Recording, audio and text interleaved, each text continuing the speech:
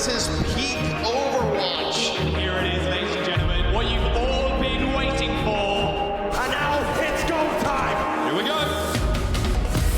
Bloody hands, my eyes wide, I got one chance. No sleep till I'm enhanced. Fight hard to keep my stance. Knuckle up, time to buckle up. I got one shot and I won't stop.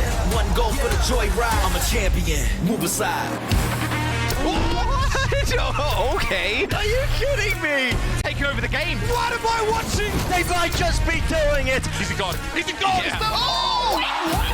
Full force, I'm unleashed, so don't speak. Grandmaster, don't sleep. Victory, it tastes so sweet. Knuckle up, time to buckle up. I got one shot and I won't stop. One goal for the joyride. I'm a champion, move aside. Let's go.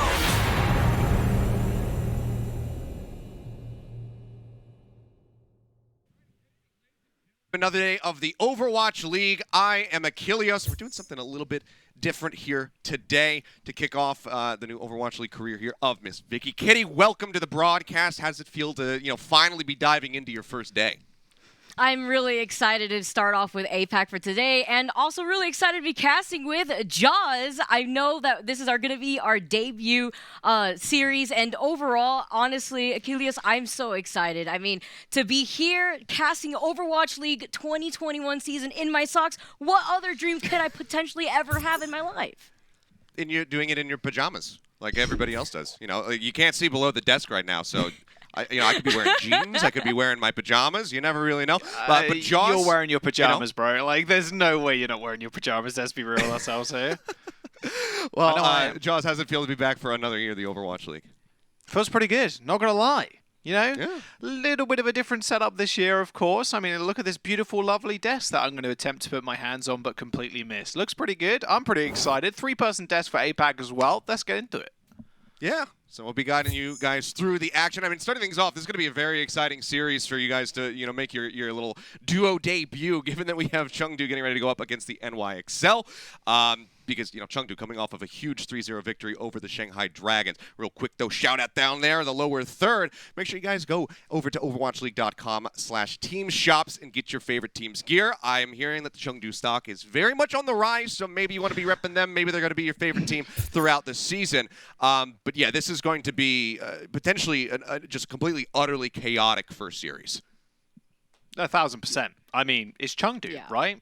You don't expect anything different. But my favorite thing about Chengdu this season is that they're not here to mess around, Seth. I mean, last couple of years, you'd say, Among ball specialist, when no one really else was playing Wrecking Ball, he was there pioneering it, trying to make it a thing. But now, a little bit more so. I mean, you're seeing a lot more Wrecking Ball in these kind of dive compositions, but we've seen someone else kind of step into his shoes in Gaga.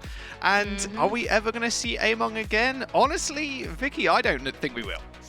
Yeah, I don't know. Seeing how Gaga's been doing after week 1, according to the Watson's overall power rankings, Gaga taking that number 2 player spot right behind Jinmu, who's actually standing at number 1. So, Gaga putting in a lot of that work that I'm anticipating is seeing for the rest of the day. Oh, 100%. It's been a fantastic debut. It's pretty scary. Absolutely. I mean, especially taking down Shanghai. I mean, granted, that that's kind of a little bit of history repeating itself, because if you take a look back to last season, they were able to put up a very similar result versus Shanghai, right around the same point in the season. So maybe it's history repeating itself, but I think that this is just an actual super legit looking Chengdu Hunters. They look overhauled in every single facet right now. So definitely a scary team that everybody else really has to respect here in the APAC region. Yeah, I mean, look at the starters. Of course, we saw these last week, of course, take down the Dragons. And funnily enough about that series, that was history repeating itself from last year. 3-0 against the Shanghai Dragons, the first time they faced in 2020. Of course, this is a different lineup completely, like we spoke about already, Gaga. But you also have Jinmu, you have Leave, and you have Monk, who's been a nice little surprise as well on the Ana. Yeah, honestly, when you take a look at the Hunters and how they've done compared to last week, I mean, 3-0ing the Shanghai Dragons and then giving that one map over to the LA Valiant. I'm going to say right here, we were joking around about it earlier, but the Hunters have chosen violence since 2019, and they're continuing on with their rampage now, going off against the Excelsior. Yeah, I mean, we'll see if they can continue forward because, on the other side, it is a team that is Still some familiar faces, but very much has undergone a lot of changes themselves. It's the NYXL. Yeah, I mean, you still have Jacked Jonak, of course, in the support role. Friday's joining him as a kind of this rookie, and then you've got players that have been around before. Of course, you know Yukpung, or at least you should know him for his time on the Toronto Defiant. You have Feather and Flora too. I'm most excited, honestly, about Flora. Brand new to the league, just turned 18 as of December. Was part of O2 Blast with people like Pelican and and he was also on WGS. These teams in Korean contenders, they're basically feeder teams coming into the league this year and last year, man. Like, Flora, in my mind, is gonna pop off. I'll have to see if he's going to be able to get it done, because, I mean, he's got really tough opponents in Leave and Jinmu. Need to get Jinmu out of the sky. Need to just control Leave, because this guy is all over the place. I know that, Avril was very much bigging him up, saying he's one of the, the silent carries in the league and has been for quite some time. Taking a look at our map set, things are going to be kicking off on Nepal for Control. So, without further ado, I will make my departure.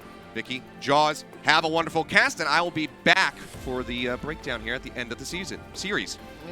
Words. Thank you so much. All right, see you later. Yeah, see you, mate. All right, goodbye, like next year. See you next year, pal. Anyways, going into Nepal though, Jaws, things are kicking up. We're getting started, and I'm really excited to see what these two teams are gonna do, especially looking at the New York Excelsior, and this is their debut match for the season overall. What are you anticipating now as we do start off on Nepal? Hunters, they're coming up with some of that momentum already into the series after their performance last weekend. Oh, yeah. I mean, you're riding high right this week if you're the Hunters, and if you're the Hunters a fan as well. You beat the Shanghai Dragons 3-0, NYXL fielding a fair few rookies and players that have been in the league before but haven't found too much success, so it's feeling pretty good. Plus, you're on a lot of comfort picks as well. Jinmu on the Fari, of Leave on the Somber as well. I mean, you can see they're trying to chunk them down at this point. Flora's having a little bit of a tough time, but as soon as this point unlocks, and which it has done just now, NYXL are going to have the edge in kind of sitting on this comp. It's now up to Jinmu and Leave to try and find a hack, and then Jinmu just bursting people down. Oh yeah, Jinmu, of course, one of the best. He's already got Barrage, out for. Yeah, already has Barrage, being able to attack on so much of that damage, and being able to also have Nisha to help out with those pocket heals as well as that damage boost, now making their way over. The Ant Matrix alive going forward, and yeah, and especially with the wall too, trying to cut off the attempt from the Chengdu Hunters to come right back into the rocket barrage coming alive. He gets immediately shut down. I love the reaction that we had right there from Bianca. Flora now with the Deadeye, and wow, Jaws already with a strong start. New York Excelsior, they're trying to shut down the Chengdu Hunters. Okay, Jinmu uses the Cushion Blast to get on top of the NYXL and then just unleash the Barrage. You're doing it into a Rhine Shield. You could potentially be doing it into a May Wall and a Defense Matrix. There is no way you're getting that off. 50% now, and this is really going to be their first fight. However, Friday already getting taken out, and that's a big EMP. Yep, fighting for right here, and it's going to be a cleanup, and this is going to allow the Hunters to make their way over to the point right now, cleaning things up. Jinmu also just tacking on so much of that pressure. They're really going to have to focus down on Jinmu, who's been an absolute threat from the very beginning. Gaga's going to clean things up, and I'm going to be looking at Flora to be able to take care of Jinmu in that regards. But now that they've been able to take this point, Excelsiors, they were able to take it at least a 69%, so that's a little bit of a lead that, they could ease their way over to. Pretty nice. A lot of ults as well available, and you really do have to stop the rotations from NYXL here if you're the Chengdu Hunters. You have to stop them from getting the point, and, well, they do just that. That's Jonak, double direct body shot from Jinmu, and they're going to have to go all the way back to spawn. Otherwise, Jinmu could basically spawn camp him. Yeah, you can see the Diva flying over. Bianca wants to make sure he can protect him, even the Lucio too to speed him up, and you can see Leave just kind of darting around. They should be able to take him out. Jonak is still fairly chunky, although can't heal himself with the right click. Still has that shift as the hack does wear off. And Jonak going low again. Oh, Jinmu doesn't quite find the kill, but that's bought a lot of time. And Leave 40% towards the EMP. I'm still looking for those mines from Gaga to try and intercept them from going to the point. There it is. But the self-destruct comes out on top of the NYXL. Yeah, they were able to get into some cover right here, and the Blizzard coming alive. Excel right now going forward, as well as the fact that they're holding on to a lot of those ultimates. They didn't have to burn too much other than that sound barrier. That Blizzard, big anti right there. Yapon, he's down and so is the Rocket Barrage to follow through with that huge ante that we just saw coming in from the Hunters. Wow, what a way to retake this point. It's going to be a cleanup right here, Jaws, and Hunters, despite it going back and forth, New York, they're looking fantastic on trying to contest them, but Jinmu, what a great follow-up from Monk. Wow, what an unbelievable nade from Monk as well. Friday used that beat really early as well, so they couldn't use that to stop all that damage coming through from the barrage. That was an unbelievable combo, and now you're looking at 65%, almost final fight, and especially if they EMP early here, Vicky, it will be just that. Feather used the Blizzard as well, although not too useful against the comp that the Chengdu Hunters are running. A big EMP comes out, though. His shutdown floor. He gets into, he's gonna back off real quick, but Yakung's taking a quick nap on the side over here. They had a lot of those ultimates in the economy, but they actually just burned through it, and being able to find them over to the side, they do find Jinmu back into this fight at least, but New York, they're gonna make their way over, but at the same time, Hunters, they didn't lose too many other than Gaga. Will be able to roll right back onto the point, and it's ticking away. They're gonna have to contest right here. Great wall to buy in some of that time, but the shatter from Yakung could make it or break it. Only finds also off to the side, deals a lot of that damage, although also does get out in time, does have that Diva mech to reset real quick, utilizing the ultimate. He's stuck around the wall. Wow, what a wall! Actually helped out Floor right there, but Jonak unfortunately isn't as lucky right here, and the number advantage going in favor of Hunters. Elsa, Gaga, absolutely unstoppable forces, not only creating some of that space for the minefield, but they clear out all of New York. This is chaos, and what more could you really expect from the Chengdu Hunters? They've now got the point. Elsa, unfortunately, doesn't have mech, but the mines are eventually going to fade away, meaning Friday can touch. He needs to be able to survive, though, and get this beat off, as well as Feather getting back to the point with the Blizzard to stop everybody kind of collapsing on them. Monk has got the Nano available, but Leave approaching this EMP. A lot of key ultimates being available very, very shortly. Feather eventually getting that Blizzard online and shoving out onto the point, but still in control of the Chengdu Hunters. Zedai now coming in, does find Yakung up to the side. Not only did they hack him, but he also gets put to sleep immediately. Jonak's out of the fight, and Friday's gonna fall down with him. That means no sustainability left for New York, and Hunters pushing this over to overtime. They're staking onto the point, and they do manage to secure that first round of the first map of the series. Oh my god. Friday needed to stay alive at the very end to get that beat off, but it was really on the Feather to try and stop the Chengdu Hunters dive bombing them on the point using that Blizzard, but the Hunters were able to just slowly touch, just navigate their way around the Blizzard. I think this is going to be the barrage after the anti-nade. Oh boy, that nano barrage does so much damage. Yopung's shields almost instantly got deleted there. I mean, who better than Jinmu really on this Pharah? And that's an extremely hard point to cap as well. If you are that Pharah team, like I mentioned before, you are sitting there just poking and prodding away, hoping you can find someone with those damage boosted rockets. But it really was the barrage there, the nano barrage that did seal the deal. Same kind of compositions from the Hunters and NYXL. Very clear what the NYXL really want to run, even if Jinmu is high in the sky, there's no damage boost. However, there's a small change. In fact, Jonak running the Moira, I don't really like this at all. I mean, you provide a little bit of extra pressure when you are playing the Bat and killing off a Pharah. And of course, the Immortality Field does so much work, and the Amp Matrix 2 just aiding the kill on the Pharah and the Mercy combo. Gaga's going to be able to jump on with the ball, and he's not going to get punished either, mind you. The Moira does almost negative damage. At least Jonak on the Batiste can do a lot more to a ball diving in. At least maybe having some of that momentum and mobility to try to maneuver themselves around the point too. But New York, they're looking fantastic for this initial push right here. They do manage to take the point first, but it's very similar to compared to what we had seen in that first round. Hunters, they were able to regather themselves, get right back into the point, trying to put in some of the extra pressure, and Feather trying to build up into that EMP as well. You can see them doing some of the extra poke damage, and Flora already with the Deadeye to control some of that space. Yeah, it's pretty nice. Feather, of course, using the Sombra character as well. Sombra's a fun hero, especially when you get hacked. It's very fun. Very fun. Can't do anything. You're just AFK for a few minutes. Jonak's going to have to... he's going to have to be fairly wary. He's got one of the most powerful abilities in the game, in the Fade, of course. 6-second cooldown, just blinking out of existence and then re-blinking somewhere else. Pretty nice when you're escaping Pharahs. Speaking of Pharahs, that's a big barrage, but Bianca takes him out. Yeah, Bianca was at the ready for Jinmu. Just managed to take out Jinmu before the damage has been done, and now with the Coalescence, they're going to be able to tack on not only some of the extra pressure, but they're also going to wipe out Gaga and prevent Hunters from making their way over to the point. They may want to go for a reset. At least they do have some of those ultimates coming alive, though, for this next initial push. You see Flora still holding on to that Deadeye, but Friday does have that sound barrier to help protect the rest of NYXL if they do find themselves in a kind of stuck situation. But my eyes right now, Jaws, are on Leaf, who's building into that EMP, and Friday wanting to get out of that vision of where the EMP would hit, so that way Friday could protect the rest of NYXL with that sound barrier. Wow, Leave ends up going down to Yukpang of all people. I mean, Flora's still on the point as well. I don't think it matters really if Feather and Flora end up dying here out of hell. However, I say that, and Nano Fara right on top of your head gives him an old punch, knocks him completely out. And yeah, Jonak falls as well. However, like, it doesn't really matter at this point, especially if you're the NYXL. You have 85%. That's one and a bit fights if you manage to recap, of course. Leave expending the EMP here.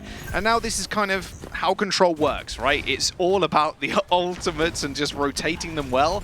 And if you do end up capping point first, more often than not, yeah, you're going to have ult online as well, because you killed off the enemy team, gaining yourself a whole bunch of ult charge. And that is a solar EMP on the ball. All right, okay, Gaga's dead, and I guess they try and push now. They really wanted to make sure Gaga isn't going to be a problem. I mean, those minefields are there, but, you know, Gaga's going to get back onto that point rather quickly. And at the same time, I mean, NYXL, they have 90% already on board here. Now, Friday's gone, though, and that's 2 members down for the NYXL. Jinmu came in from the flank, caught them sleeping. Despite Monk falling through, the number advantage still goes in favor of Hunters, and they're trying to push so that way they can be able to hold on to this advantage. NYXL now the Shatter coming alive, not going to find anyone instead here. The Hunters are still winning in trade and numbers, and Yakpeng, he's going to be going down and meeting the rest of NYXL in that spawn before they regroup. Oh man, the solo EMP from Feather, not quite sure about that. A manual hack, of course, would have just worked, would have sufficed. I guess it's a little bit quicker to hit the Q button, but ideally... Make a statement. It's about making a statement. I mean, definitely. Ideally, you want to catch the Farah. Not normally possible, as she's so high up in the sky, but at least catching one other person would have been great. Leave approaching his EMP now, and if they do use it early, like I've said before, which is what you normally want to do against these kind of comps, which he just does, Flora gets hacked, there's the EMP, 6 people, and yeah, Monk Gaga, they're going to be able to clean up the rest. You're not allowed to have fun out here. Flora, that was the second time that Flora had gotten EMP'd in the middle of using that Deadeye. And Jinmu, you could erase to the positioning, getting ready. They're still able to try to match with the NYXL despite actually being down in the disadvantage for this second round. Overall, though, you can see Leaf building into that next EMP, although still also trying to attack on some of that extra pressure on the backlines, distract NYXL, but they're going to be able to move right in, push it over into overtime. The Coalescence finding Monk, that's going to be a big deal here. The Valkyrie's not online, and Gaga now with those minefields to create some of that space on the point. They're going to have to respect that Diva Bomb coming in live from Elsa, and goodbye Jonak with that follow from Gaga. I love the way that Hunters are playing so close together, being able to utilize not only some of that synergy that they're building into, but also a lot of those good comms going in. Now another EMP coming alive, but it's just a matter of holding it onto overtime right now, Jaws. And Hunters, they still have that number advantage, and Jinmu is managing to keep everybody out. Chengdu Hunters, they take the first map. God, NYXL there at the end had to look 17 different ways to try and deal with what the Chengdu Hunters were throwing at him. The very, very key moment there at the very end was actually the hack onto Jonak. He couldn't end up fading away from the rest of the team that were diving him, and he ended up just dying to the Wrecking Ball. Not really want to be where you want to be as a Moira player, right on top of the Wrecking Ball with no fade. Him going down there is crucial, because you don't have the main healer then in the Lucio, and then Jinmu can just do whatever he pleases as well. He has less fear of a Coalescence hitting him when he's in that barrage. That was an extremely, extremely close map. It could have gone either way. If Jonak didn't get hacked there, it could have flipped around. But the Chengdu Hunters coming out again and making a statement. They want to play their own game, and they're going to make sure the NYXL are going to follow by their rules. Talk about playing their own game. I mean, where's the script here, Jaws? I mean, I'm gonna hit up Zoe and Mr. X and figure out what's going on here, because Chengdu Hunters, they're on a roll. That momentum is there, and I'm really excited to see how the rest of the series goes, especially with how back and forth each of those rounds seem to be, despite it being a 2-0. Yeah, we're going to jump to a quick break, guys. Do not go anywhere. We got map number 2 coming up soon.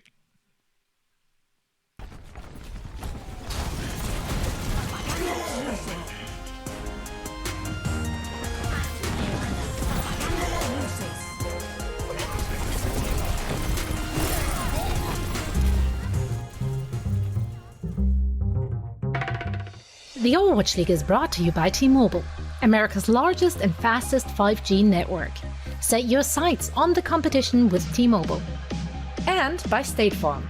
For auto, home or renters insurance, like a good neighbor, State Farm is there.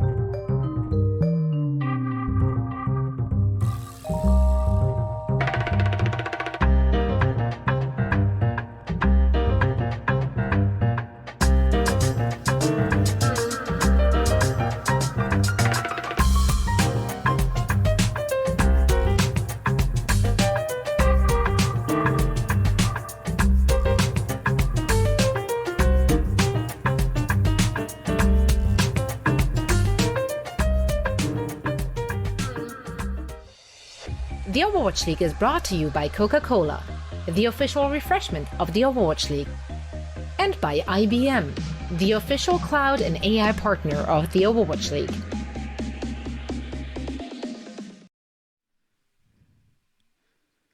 And we're back with Chengdu Hunters taking map number 1 so far in the series. It's first to 3 here, Jaws, and so far the Hunters are looking fantastic, carrying on a lot of that momentum that we were talking about earlier from last weekend into this weekend to start things off for the APAC region.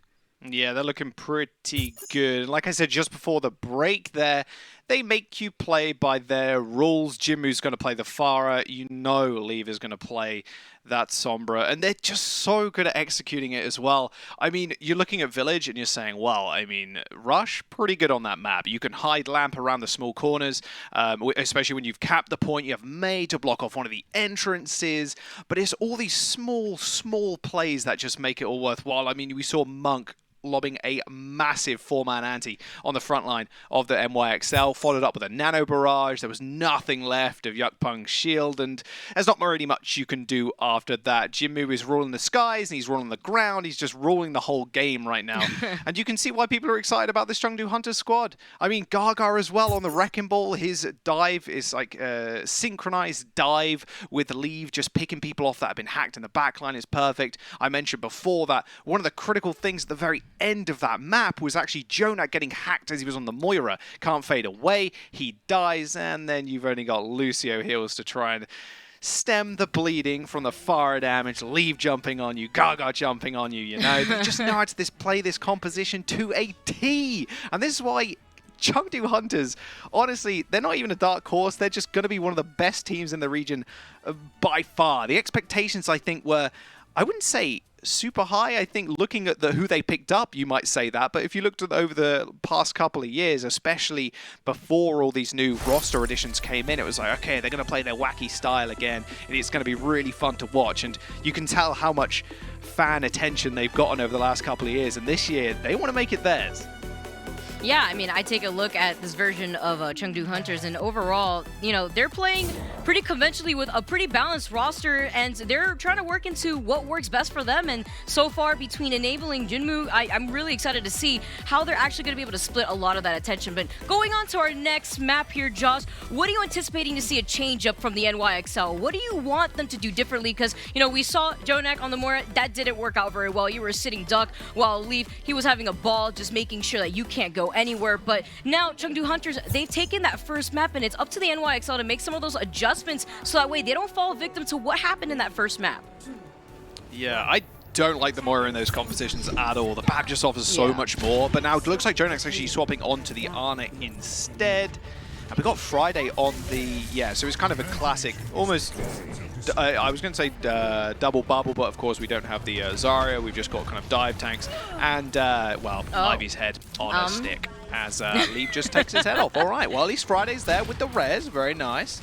He's going to be able to pocket Ivy in the sky. When Echo got released, I was like, wow, man, this is just better Pharah. And this is what I wanted to see from the NYXL. Them actually just coming out the gate and trying to match Jinmu in the skies with something in their own. Monk takes out Yukpung as he does dive onto the high ground, but Jinmu, especially playing around this clock tower, Vicky, it's going to be very hard for Ivy to even get a lick of damage in. Yeah, I mean, I like the attempt from Yakpeng, but he immediately got melted, got taken out from his attempt of just diving around to Hunters, although they do go in for a different position here. And my eyes right now are on Ivy, getting a lot of that sustainability from Friday at the same time. Meanwhile, having to match that with Jinmu and Nisha, you can see already with the way that they're trying to position themselves and the way that Jinmu and Nisha have been able to tack on a lot of that pressure, they need to be contested here, or else they're going to keep running away with a lot of that pressure that they were able to put onto the NYXL in that first map. The problem with this comp as well, I will say, Vicky, is that Leaf can basically just sit at the back here and play like Kovacs, right? Like, what are you going to do with the Widowmaker? He has to jump at you and try and kill you. The Orisa is going to go golden as the Nano comes out.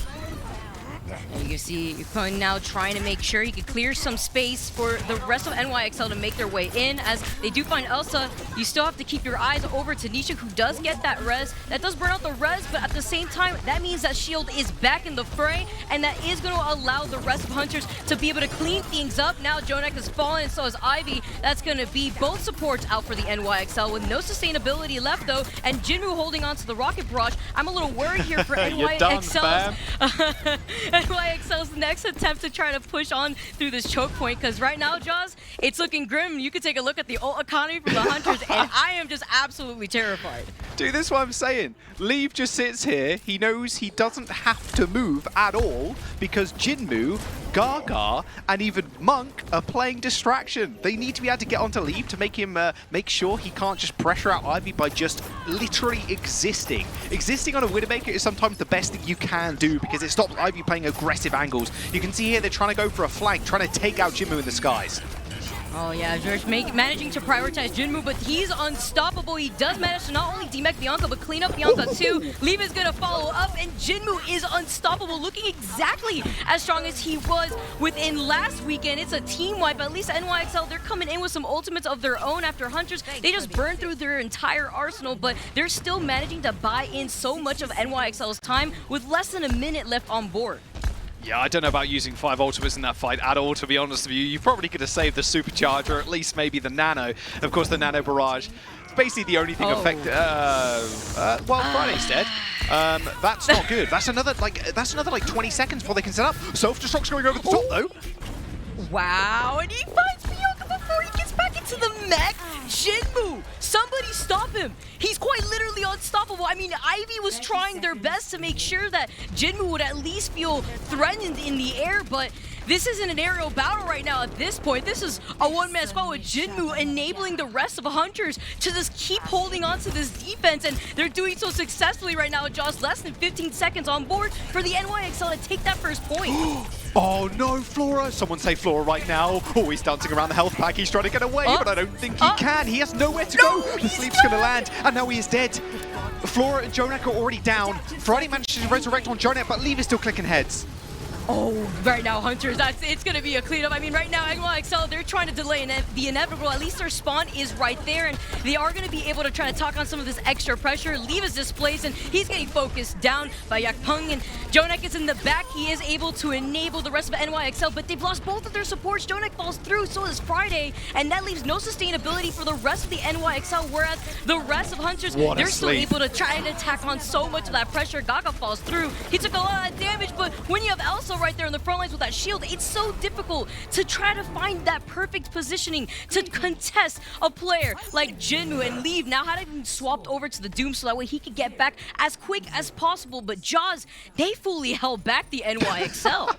Dude, we left that second to last fight saying, wait, they used 5 ults? Not good. NYXL now have 4 to 5 on the board, should be pretty good, and you're thinking in your head, like, if you're playing the game, right? You're like 5 ults versus basically none. Well, we win, right? That makes sense. That's maths, but not at all. I mean, Flora got caught on the sides. I think he I don't know where he put his translocator first. He like hacked the health pack, put it down, and I think that was the telltale sign for Gaga and Jinmu and just, I believe, Monk as well to kind of go in and pressure him out.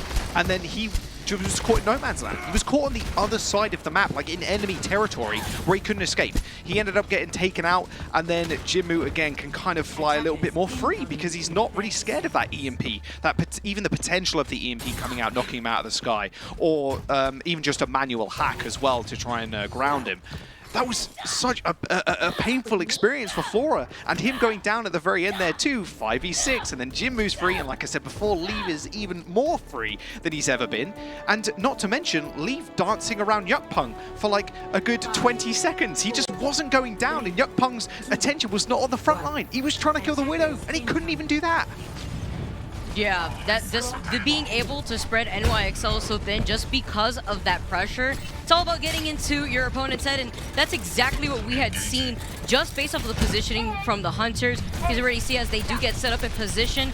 It's going to be tough here, especially with the NYXL now having to fully hold. They have to fully hold the Hunters, or, you know, it's going to be a grim situation if you find yourself going over to that third map with not even being able to find some sort of momentum in the second map before going right over here. Leave already getting it set up into that position, trying to find a quick pick. And at the same time right here, here comes Jinmu, the terror that has been coming forward from the skies with this barrages of rockets overall now and getting pocketed by Nisha. It's so difficult overall, Jaws, to be able to deal with Jinmu. I mean, they have Flora now on the Ashe, and to split some of that attention on the ground is Ivy to actually put on some pressure on the backlines, but they're already pushing over this payload. They get a contest here. They can't let them move it over for free. Unfortunately, this is a buy one, get two for free right now, and Yakpong is down through, and they're wasting some time forward, and with Hunters slowly making their way and easing in, Jaws. And NYXL now are down 2 members. Now finding Gaga, but is it going to be enough? I mean, the Hunter spawn is right there. It is right there. Elsa's been naded too, so they can chase him down. Problem is with Flora right now, okay, at least they catch Monk. That should hopefully make them back off. Jinmu ends up going down as Nisha was resurrecting Monk, so again, they're going to have to play a little bit more safe. That Bob's going to help stem the bleeding just a little bit, but Flora's not being pocketed. He gets taken out by Gaga. And that was the biggest threat too for Jinmu, and you know, being able to pinpoint Flora. Gaga is now back sent to the spawn, and I love the way that NYXL just played this right here, actually playing around the Bob, who managed to close out Gaga's life, and now Jinmu getting right back into the fray, slowly building up on that rocket barrage. That is actually what I'm scared for, because you already see Monk building into that nano boost, and it really trickles down. Yeah, it really trickles down to how they're going to be able to try to close this out, because the payload is right there, and the rest of Hunters, they're making their way over to the front lines. Yeah, there's absolutely no way you don't nano barrage right now. I mean, he's trying to poke out Jonak just enough. That's a big fire nade in the front line too. Yukpeng and Bianca are going to have to play a little bit more safe. I'll be very, very scared at the moment as well, as Leave has popped those sights. Mines come out on the point. A sleeping Ivy goes down on Flora, and I think this might just be it. Oh, Jinmu now pulls up the rocket barrage. I don't think there's going to be anybody else left on the point to contest, especially now closing things up, and Jinmu following in. Hunters now with a speed run. I mean, Jaws, when we were going to do our debut series, I was not expecting it to be a speed run right now. Hunters putting on such a dominating performance already over the NYXL. That's unbelievable speedrun time, man. Like, that is crazy. You're managing to hold them, like, not even near the first point, really. It's just under the little bridge, and then some, like a couple of meters, you know? Like, that is ridiculous. And this is not only off the back of who we were hyping up before, right, in Leave, Jinmu, Gaga. Monk is just being such a standout honor player too, just staying alive for as long as possible. He landed a really sick sleep on Yukpeng as well, as he finally dealt with Leave on their defense, and was then jumping straight back into the rest of the team. He slept him. He was out of action for, again, another 15 seconds or so. These brand new additions to the Hunters just really rounding out the entire roster. They're looking good, man. I had a lot of faith in NYXL. Maybe give them a couple of weeks, you know, brand new to the league, some of the players. But right now, the Hunters looking like a 3-0. I can't really think of a way NYXL come back now. Yeah, I want to see some of those adjustments because I don't want it to be a 3-0. At the same Of time, course not. Hunters are looking so strong. But at the same time, I was looking at the NYXL and I had no idea what to expect. Now, though, the Hunters are up 2-0. Let's see what the NYXL could do to at least try to reverse this, put themselves back on board, or are the Hunters going to find themselves with a 3-0 and a quick handshake, make it over to the next opponent, going forward tomorrow? We'll find out, though, what the NYXL does after this short break. Don't go anywhere. Justice reigns from above. Guardián apagando las luces.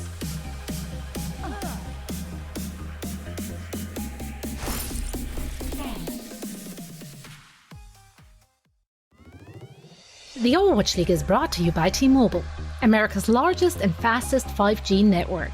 Set your sights on the competition with T-Mobile. And by State Farm. For auto, home, or renters insurance, like a good neighbor, State Farm is there.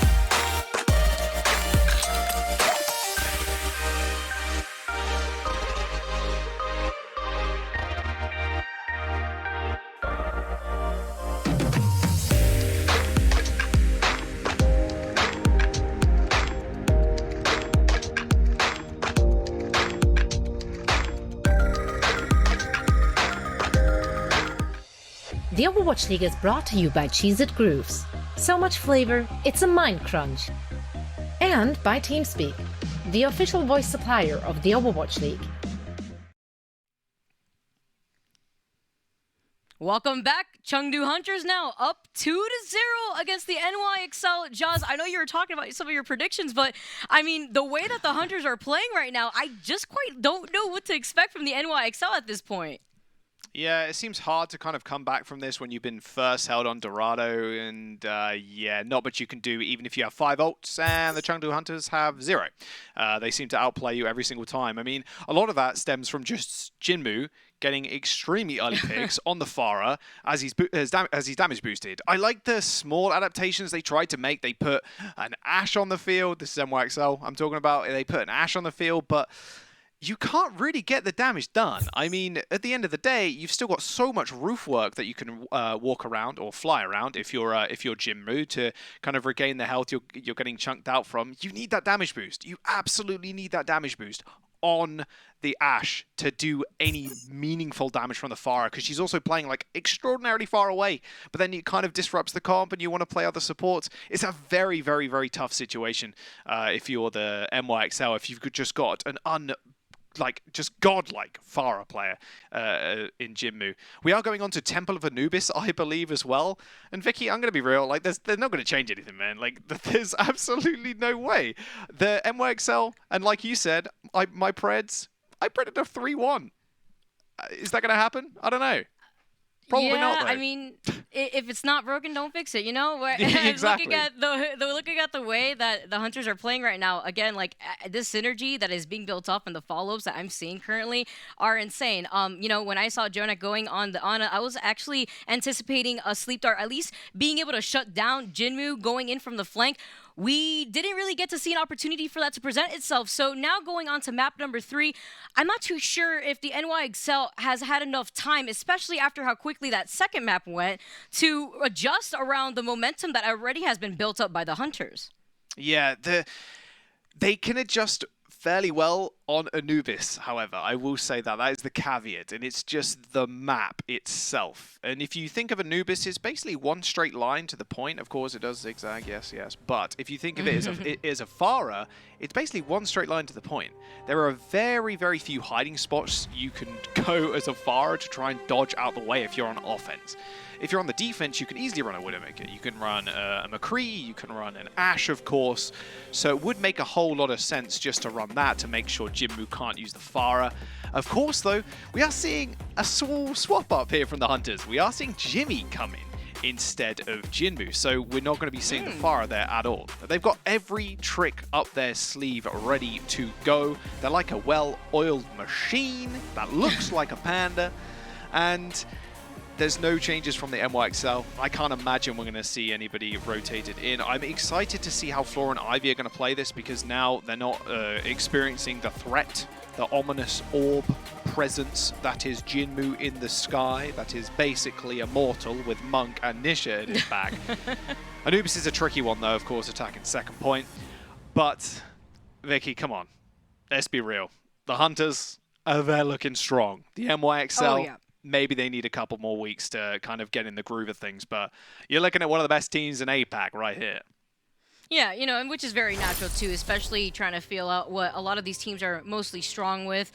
And as we do enter Anubis, I got my eyes over at the Hunters. I mean, if you had any trouble getting out of bed so early in the morning, well, knock, knock on your doors. The Hunters have presented you with your morning coffee. And I mean, right now, the way that they've started things up, I'm definitely awake right now, Jaws. And as we do start things up, hopefully, you know, you made a mention of it. You were anticipating perhaps a 3-1, you know, at the very least. And right now, the Hunters, they're trying to just speed run their way over to just closing this out, kind of sit back, relax after what they were able to do to the Shanghai Dragons last weekend. They're trying to make sure they keep that up as a habit after, unfortunately, losing that record that they could potentially have caught with the LA Valiant, you know, actually winning that 3-1. They still dropped the map, and here we have NYXL, though. Could they potentially be the next victims of the Chengdu Hunters 3-0 curse? I mean, let's find out, because right now, you see the NYXL, they're getting set up on the defense, Jaws, and the Hunters, again, they're building into some of that momentum, but they do have some of those swap-ups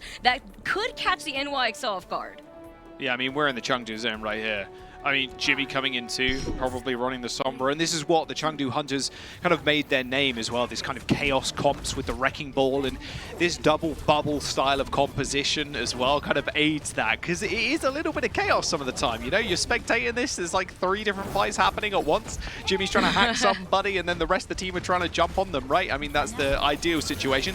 How does he get that hack? I don't know, but Yukpeng is dead already. So, nice start for the Hunters. And now NYXL have to run for the hills. The follow-up, the pretty steep follow, I mean, Yukpeng, he thought he had the position. He was able to try to go around the corner, try to save himself, and now you have the rest of the NYXL. They're falling through. Despite Flora finding those picks, I mean, they're going to be able to press their advantage. This first point, it's going to be going over to the Hunters right now, Jaws. Excelsior, they're going to have to reset, go back to that second point, and figure something out. Go back to the drawing board, because right now, the Hunters, they quite literally want a record over the NYXL. Oh, they do. 6 minutes on the time bank attack in second. That feels pretty good. Second point Anubis, though, and it being 2CP as well. A little bit difficult to finish of all maps. The spawn point is very, very close. Jimmy trying to get the hack, and he does, actually, on Friday, and Friday's already dead. Oh, that's going to be huge right here. That just leaves Jonak for the sustainability. Are the rest of the Hunters going to go in? No, big anti actually hitting the back line of the Hunters, and that's actually going to be the reason why Nisha's falling through. Monk survives very briefly. I mean, we'll have the Anubis coming in, just wants to go for a reset, because right now, NYXL, they do manage to stave the rest of Hunters off. For the meantime, right now, at least they do have that 5-minute time bank, so it's going to be a little grim if they don't manage to build it to some of those ultimates right now. Yeah. Ideally, you just want to wait for this EMP, you go in, you copy the monkey, have double monkey, double primal rage, and double the fun. Elsa's going to be able to charge to grab at that point as well. And the problem for the NYXL currently, don't have rally. They've got nano, sure, they can save one target, but that rally is going to be the key thing to actually stop this massive engage. No ways Friday is building up to 1 right now. I mean, it's not that quick for building ultimate. Dynamite's going to go in as they make their engage. Especially hacking that health pack on the bottom right there too is going to control some of that space. Duplicate coming alive. Monk gets anti though, and he takes on a lot of that damage. He falls through before actually utilizing the nano boost. Now Yakung though is going to be able to extend some of that aggression, and the rest of NYXL, they're burning through some of these ultimates right here. Nearly all of them right now, Jaws, and they are going to be able to clean the point around Hunters, but I like the way that Hunters actually waited, especially since they only utilize a duplicate. They're going to be able to go right back in with 5 ultimates of their own. Yeah, I talked about how difficult Anubis is to finish, and Jack to Jonak. Jonak lands another clutch anti-nade, only hitting one target, but the best target you can hit in Monk. It was a very easy follow-up there from the Winston, and the rest is history. You saw Nisha actually just jumping onto the point. That's a big EMP, though. I'm going to cut myself off. Ooh, yeah, Vining 4, and that's going to be the cause of death for Floor right here, and that's going to be an aggressive push coming in from the Hunters, now utilizing those ultimates that we made note of. Jimmy falls through though. Ivy has been a big threat, and the grab coming alive. Now being able to try to close things up though. I like the positioning that we're seeing from Ivy, who has once again been a pretty big threat, but Yakpon is falling through, and Bianca's taking a lot of that damage. Does have that Diva Bomb to reset real quick, control some of that space, but the rest of the Hunters, they're on phase right now, Jaws, and you can already see the way that they're playing so close together. They want to make sure that Friday isn't a threat with this rally. They're cleaning up the point, but nobody left for the NYXL to do anything. The ball swap coming in from Yakpon, but he immediately gets deleted, and the way that Leaf now utilizes the duplicate right here, I mean, Jaws, the Hunters, they're feeling themselves, but can they clear up the point in time before the rest of NYXL manage to regroup and find those picks? They've already lost Gaga right now, but the number advantage still goes in favor to the Hunters. Despite just losing Gaga, Elsa taking a lot of that damage, does have that grab, and now the duplicate to go in. Right here, you see Ivy taking a lot of that damage, but with that grab that he was able to build up twice, that point goes in favor of Hunters with that 2-minute and 48-second time bank. Oh man, it just took them over 3 minutes to cap that second point. I'm telling you, man, Anubis, pretty hard to finish.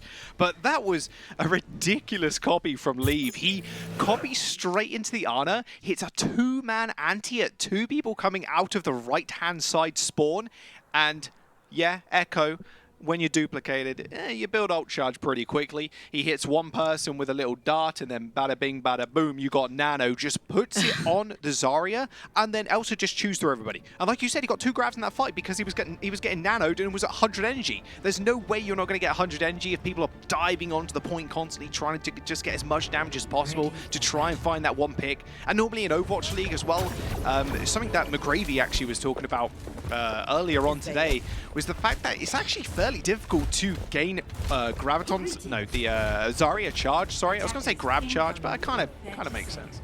It's pretty hard to gain Zarya charge a lot of the time in Overwatch League just because everybody is just so disciplined into not shooting those bubbles. But because Elsa is defending the point to try and cap it, then it's incredibly easy. And then he's nanoed and he gets a 2-man grab on the Tracer and the ball. Like it all goes just upwards from there for the NYXL.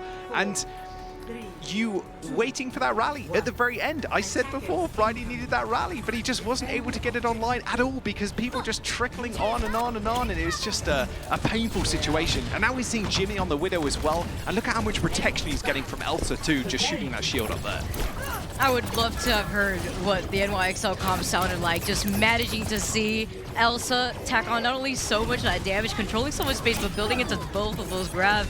Now, Flora is gone, and great start already for the Hunters to push back the NYXL. They're trying to find a way to go over to the side, but they're sandwiched right here.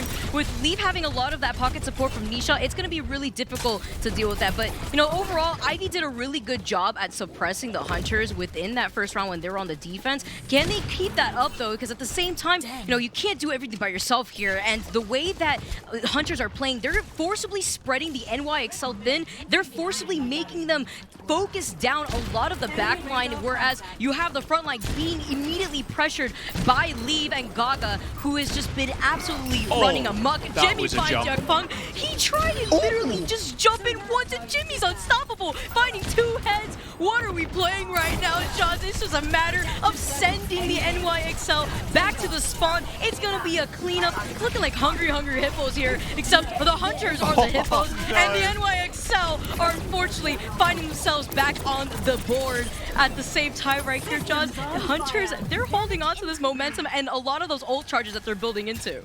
Oh, that was ridiculous set of plays there. Jimmy just clicked 2 heads and then Leave transforms into the Diva, just runs the rest of NYXL down. Super unfortunate. But Flora's going to be the key target here you want to look for. This pulse bomb is going to have to be massive. Lands on Monk, lands on Nisha, which is almost going to be impossible with Leave up in the skies, but they know exactly where he is now with those sights being activated. Oh, look at Jimmy, he's waiting for the opportunity right here. Ivy, he's out in the open, doesn't find a hit though. At the same time, the boost coming alive. Pung, he's forced to get out of that situation, doesn't have primal reset. Bianca's demexed and put to sleep, perhaps going in for stagger, and at the same time, the Hunters, they managed to successfully keep the NYXL back at bay. And at the same time, you have them trying to rotate onto the high ground so that way they can at least get some position advantage over the Hunters. But Jaws, you have Jimmy still fighting these heads. The rest comes in, forces it out on Ivy, at least has the duplicate to work with. But they notice Jimmy has been somebody to keep your eyes out for. If it wasn't Jinmu, it's Jimmy this time around. Yeah, look at this corner. Young Monk, unfortunately, trapped in the corner, gets anti-naded. At least they trade Monk, though. Now it's actually a fantastic trade, just taking down one of the healers. But Gaga comes in once more to clean house. And one small play there that I want to mention from Gaga is he just absolutely domes the NYXL. His like mind, he used it super defensively. Like, he waited for the NYXL to jump in, use the mine so no one could follow up with that nano boost onto Yukpung, and they just couldn't do anything. There's now a minute remaining for the NYXL to gain a little bit of point presence. They've got no percentage, no ticks on the board, and now they are running into mines again, Nano again, Valkyrie, and the Supercharger. And they've only really got a self-destruct. Flora gonna have to build up this pulse bomb and stick Monk, otherwise it could be all over. Now we're talking about the Hunters not being as much of a threat without those ultimates. Now we're dealing with the Hunters with a plethora of ultimates to work with. They are going to try to be patient, waiting for that jump to finish, not going all in. Jonak getting that nano boost coming alive. Yakung does have that primal to reset. Flora needs to get a big pulse bomb, at least on the backline, to continuously pressure on the Hunters. They do find Jimmy, which is going to be a big deal, especially with the amount of pressure that we've been seeing coming in from Jimmy on that high ground. Although it's not enough, Jonak is gone. And Friday, that just leaves Friday for the sustainability before falling through the spawn. You currently have Leave having that duplicate to go in for a quick reset and cleaning up around the NYXL. They didn't even have a chance of even taking a single tick here, Jaws. And the NYXL, they're finding themselves meeting back into that spawn room before trickling in and delaying the inevitable.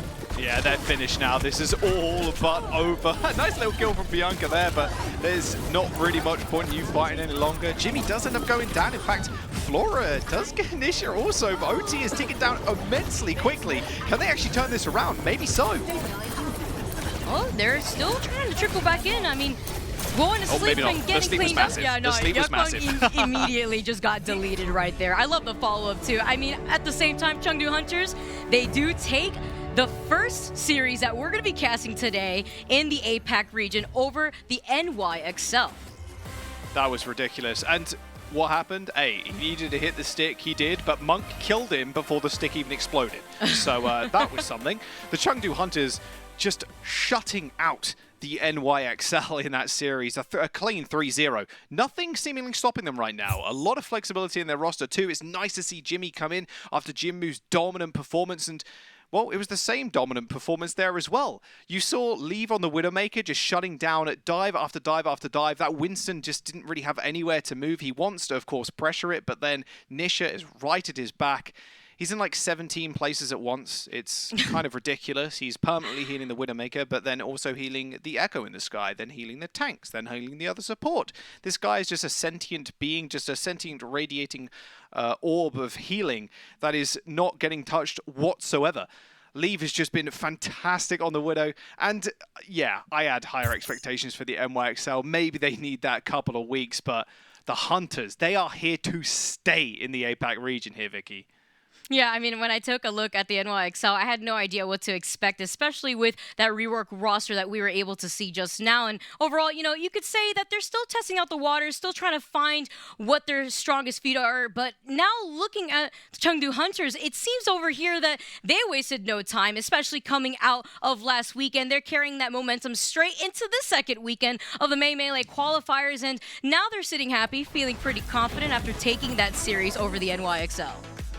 Yeah, our player of the match, of course, on your screens right now, none other than Leave. His Sombra play was beautiful, and his play in general is pretty squeaky clean. There's nothing this man cannot do, it seems. Just these manual hacks as well have just been incredible. Yeah. Of course, I mentioned the one back on Nepal where he hacked Jonak, just resulting in them winning that stage here at the Shrine stage, of course, right here.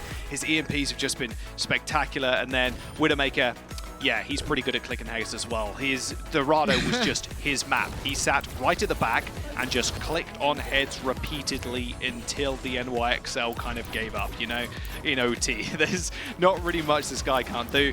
I think we're going to be seeing a whole lot more of MVP Leave, that is for sure. Look at that, enemies EMP'd 17 on the summer and 36 hacks as well.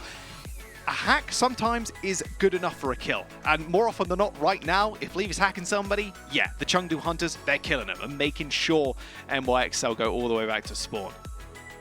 Especially being able to rotate through that DPS lineup of Jinmu and Jimmy, now being able to also focus down the fact that they're forcing their opponents to readapt around the different change of composition that they're bringing into it. But, you know, the way that Jimmy was able to perform on Anubis, I mean, that's how you're able to see right there just the amount of pressure that he was able to tack on from that high ground, displacing a lot of the NYXL very similarly to what we had seen on, you know, just overall the way that the Hunters were playing, spreading the NYXL thin and forcing out them to reposition and also tack on a lot of that backline pressure that unfortunately they were not able to close out.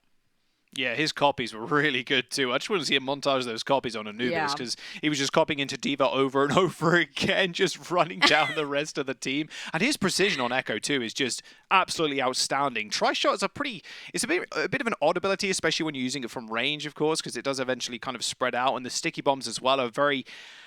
If you played Echo, you kind of understand, but they're very hard to hit, at least for me they are. And you have to kind of lead your shots on a lot of them, like you do with Zenyatta Orbs. This guy is just an absolute menace in the sky, and his hero pool is just perfect for the kind of comps and chaos comps what the Chengdu Hunters want to run. NYXL, unfortunately, going down 3-0. I hope they can end up bouncing back. I had high hopes for Flora, like I said, at the very, very start of the series, and I'm sure they will under Jonak's guidance, but it's all the Chengdu zone, man. There's nothing getting out of this state right now. Yeah, now looking over to our next series coming up very soon. Philadelphia Fusion versus the Hangzhou Spark. Don't go anywhere because that's going to be coming on at the other side of this short break. Don't go anywhere. The Overwatch League is brought to you by Xfinity, the preferred internet provider of the Overwatch League.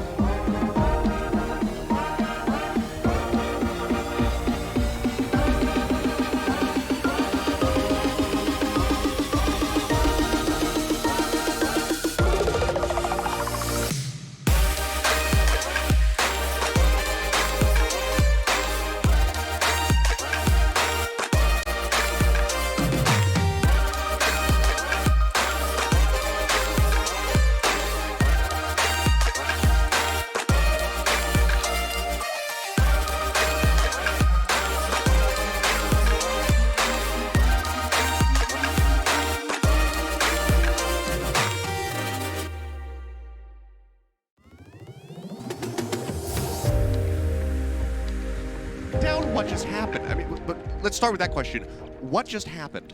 Chengdu Hunters coming in strong yet again, absolutely dismantling the NYXL, who I think you put it, the best way you possibly could, Jaws. It looks like they need maybe a few more weeks to get into position here to start taking some series in the region. But man, Hunters at every single twist and turn coming out on top. What more can you ask for from the Chengdu zone? I mean, we have Jimmy clicking heads, Leave clicking heads, and Jimmu just destroying people from the sky. I'm not sure what else you could really do. I mean, NYXL, they're just kind of outmatched on almost every single role currently. I mean, yeah, Chengdu Hunters definitely one of the favorites in the region so far. A couple of weeks maybe needed, but maybe face Valiant a couple of times, and then you can see where you can go from there. But Vicky, what do you think? I mean, the Hunters, are we ever going to exit the Chengdu zone? The Valiant are the only ones that have been able to take a map off of the Hunters. Which is crazy, right? Well, I don't understand what's going on. That's why I was asking for the script, because obviously there's something that I just didn't read over here, because this is just completely going off the script at this point. And looking over at how the Hunters did in that series, I'm just more than excited to see what they have to bring on going forward within the rest of the APAC region. Yeah, for sure. Well, I'm looking forward to our new segment here that we're going to be jumping into. It's our Pringles bold predictions. To see what your guys' boldest possible predictions are so far for the season. Obviously, it's very early days, so make them as spicy as you want. We'll start with you, Vicky. Ooh, Chengdu Hunters, they're going to be number one. Bold take, let's go.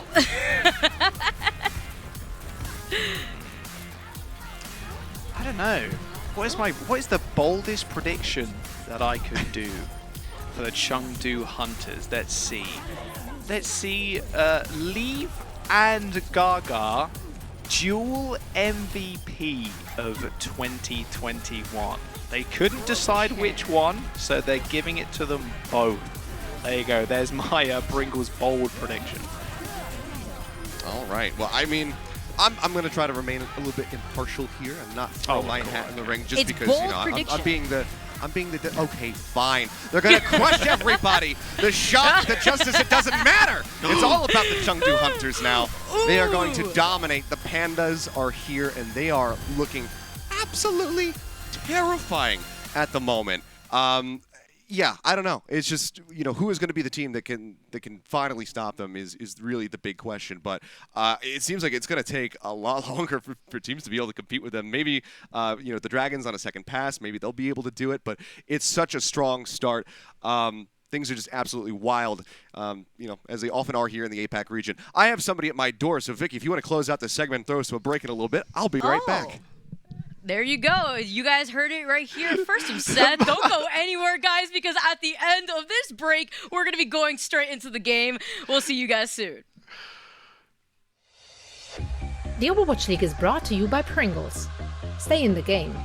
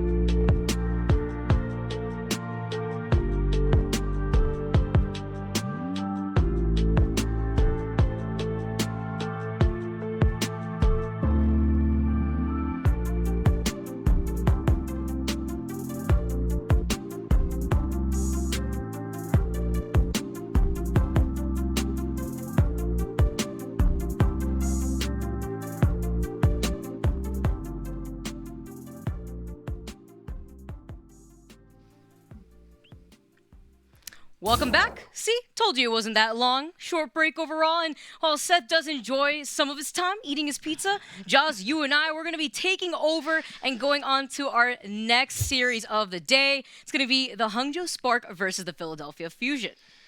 Yeah, let's hope one of them doesn't walk as quickly away as Seth did when he had to go get his food. We'll have to wait and see, of course. Hopefully it's not another 3-0.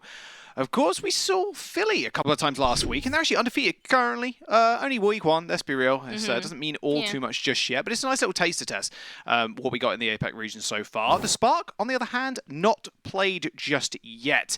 And I'm extremely excited to see the Spark because their roster seems very well suited for this current meta. There's a lot of flexibility in people like Architect. Guangzhou as well is like perfect for double bubble. And in the APAC region, and in like Korean Overwatch in general, like a lot of the compositions that the teams come up with, and just over the history of Overwatch as well, it's very aggressive, dive orientated. Chinese Overwatch, very famous for being just absolutely crazy aggressive, like super aggro. So I'm very excited to see how they do kind of big up their roster this year, because they've got a lot of players, and I'm really hoping we see some Architect. The guy's a flex god, and Guangzhou of course too, like I mentioned before. There's no way they're not going to be playing him, especially in these double bubble comps. I'm excited. I bet you're excited too. Spark, maybe a little bit biased there, not gonna lie.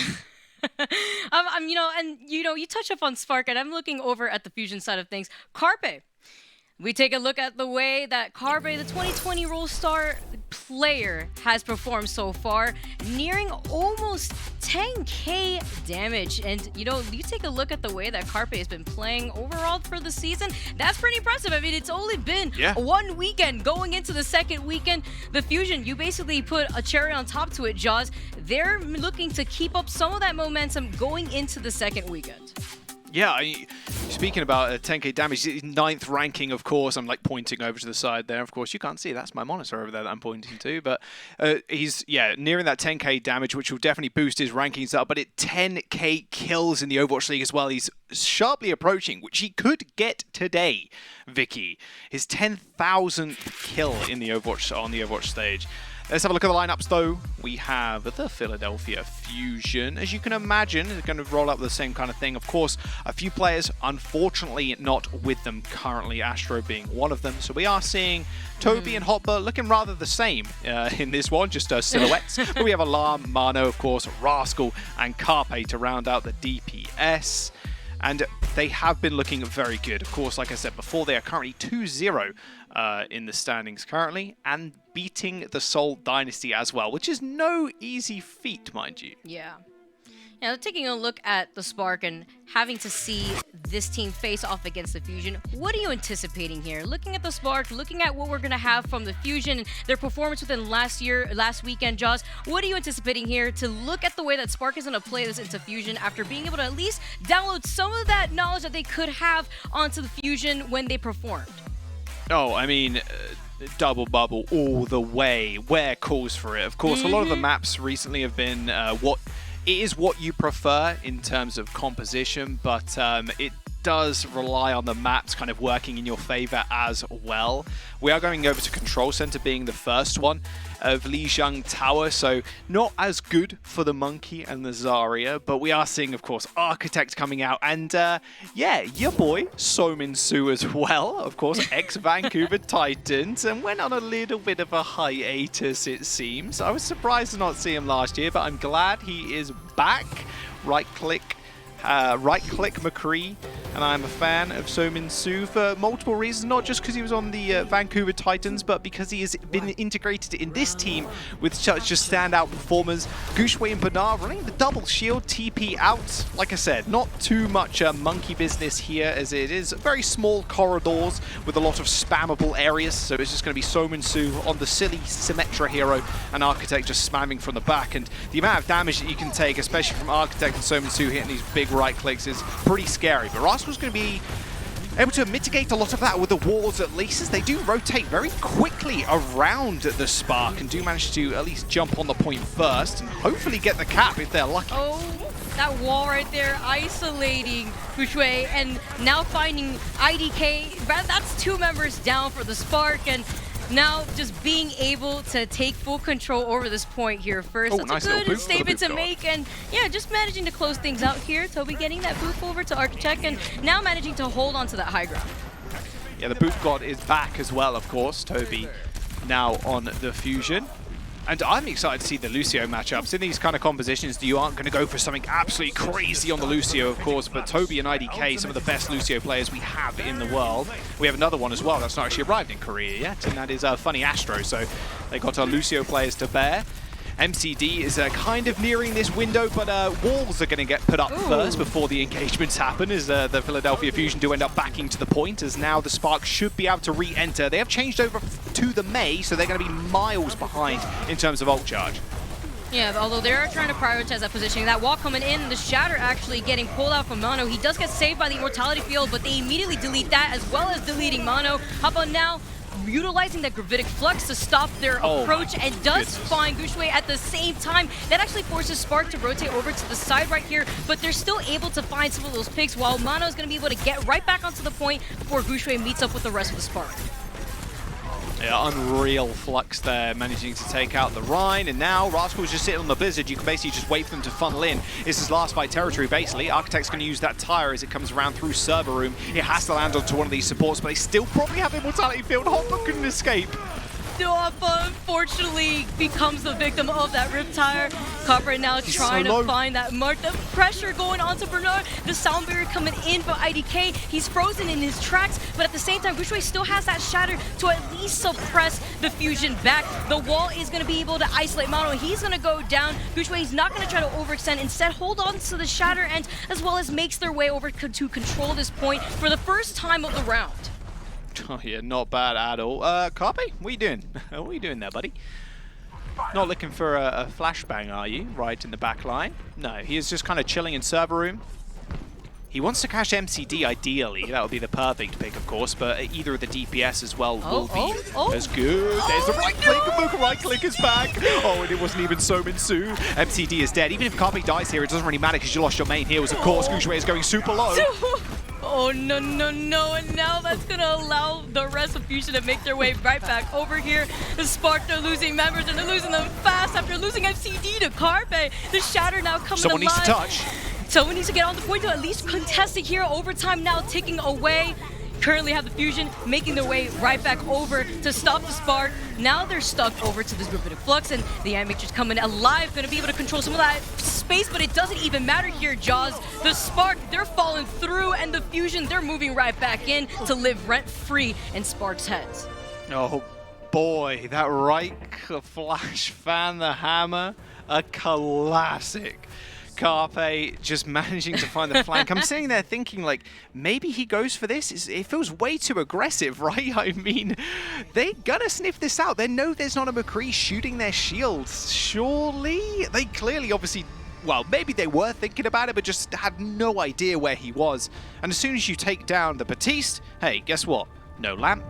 There's no main heals. They can't even use the window either. I mean, after that happens, the fight is good as done.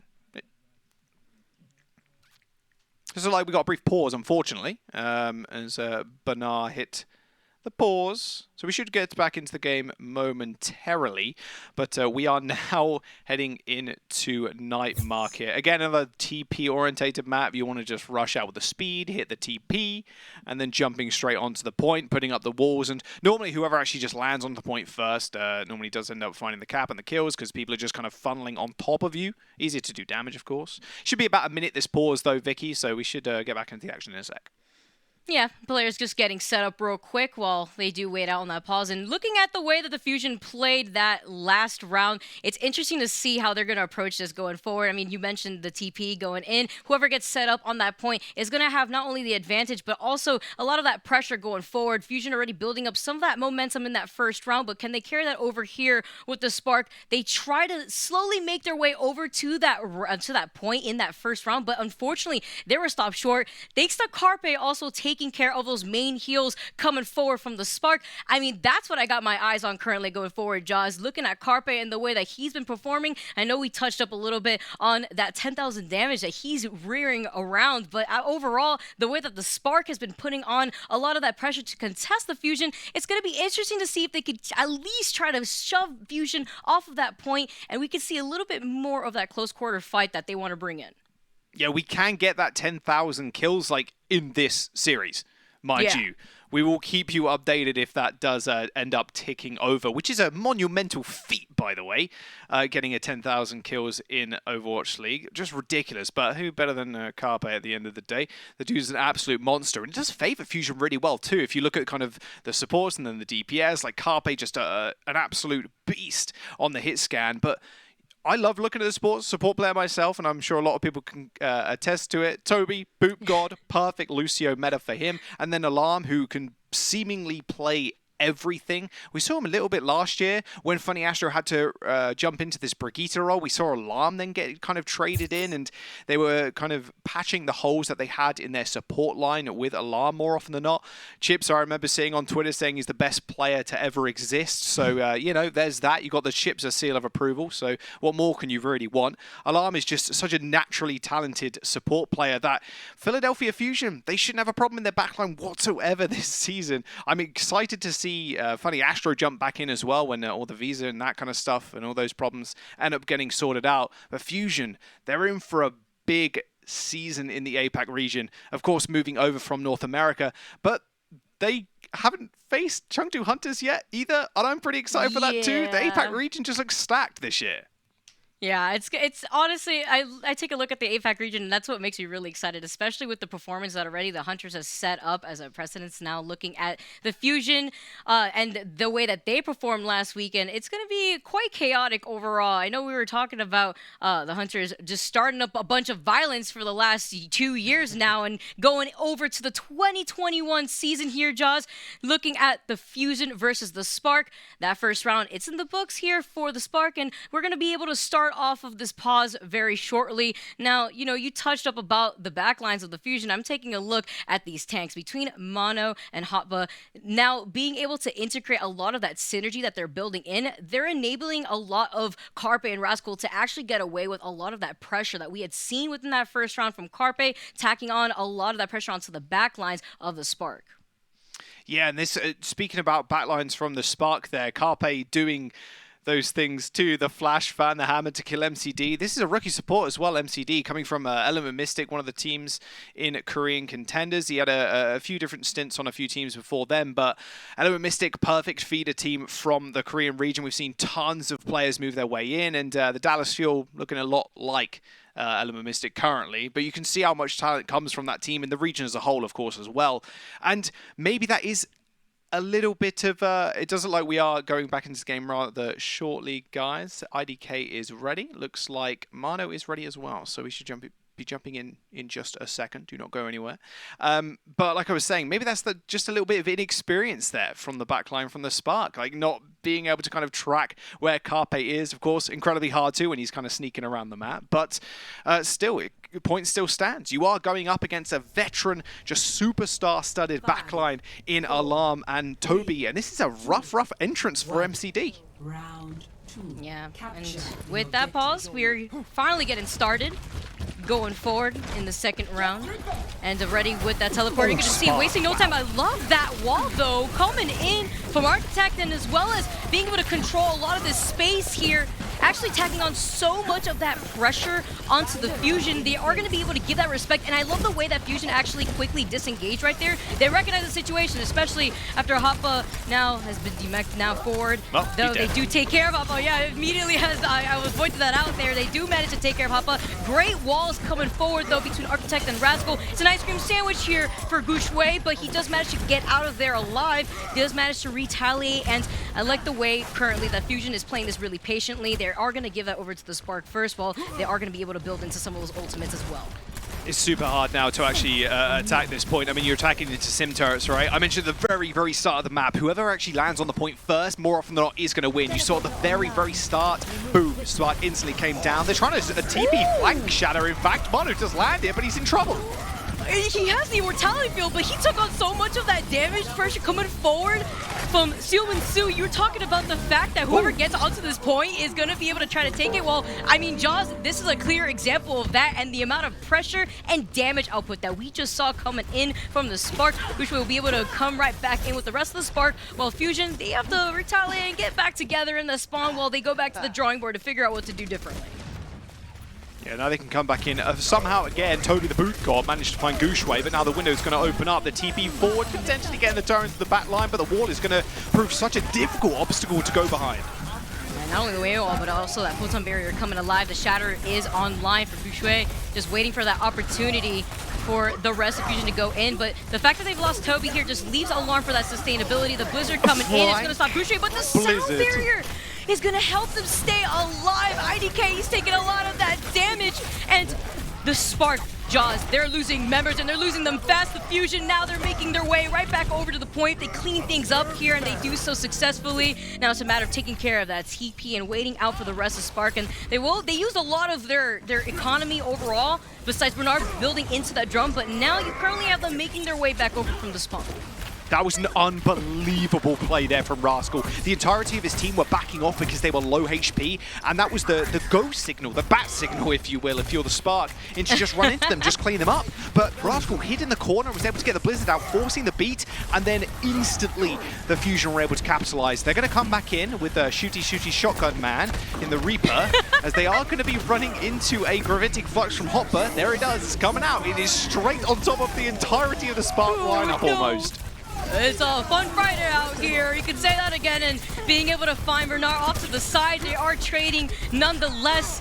Hava taking so much of that damage, but the follow-up coming alive from Rascal. He pinpointed how his positioning has been on point, especially with that Blizzard to help out the rest of Fusion to take in that point finally. And now, despite them actually losing that point first here, the control point and momentum is starting to build into Philadelphia Fusion's favor. 83% to 56. Rascal has Blizzard. I'm looking at Architect. He's 75% of the way there. Gushue's got a Shatter coming online too.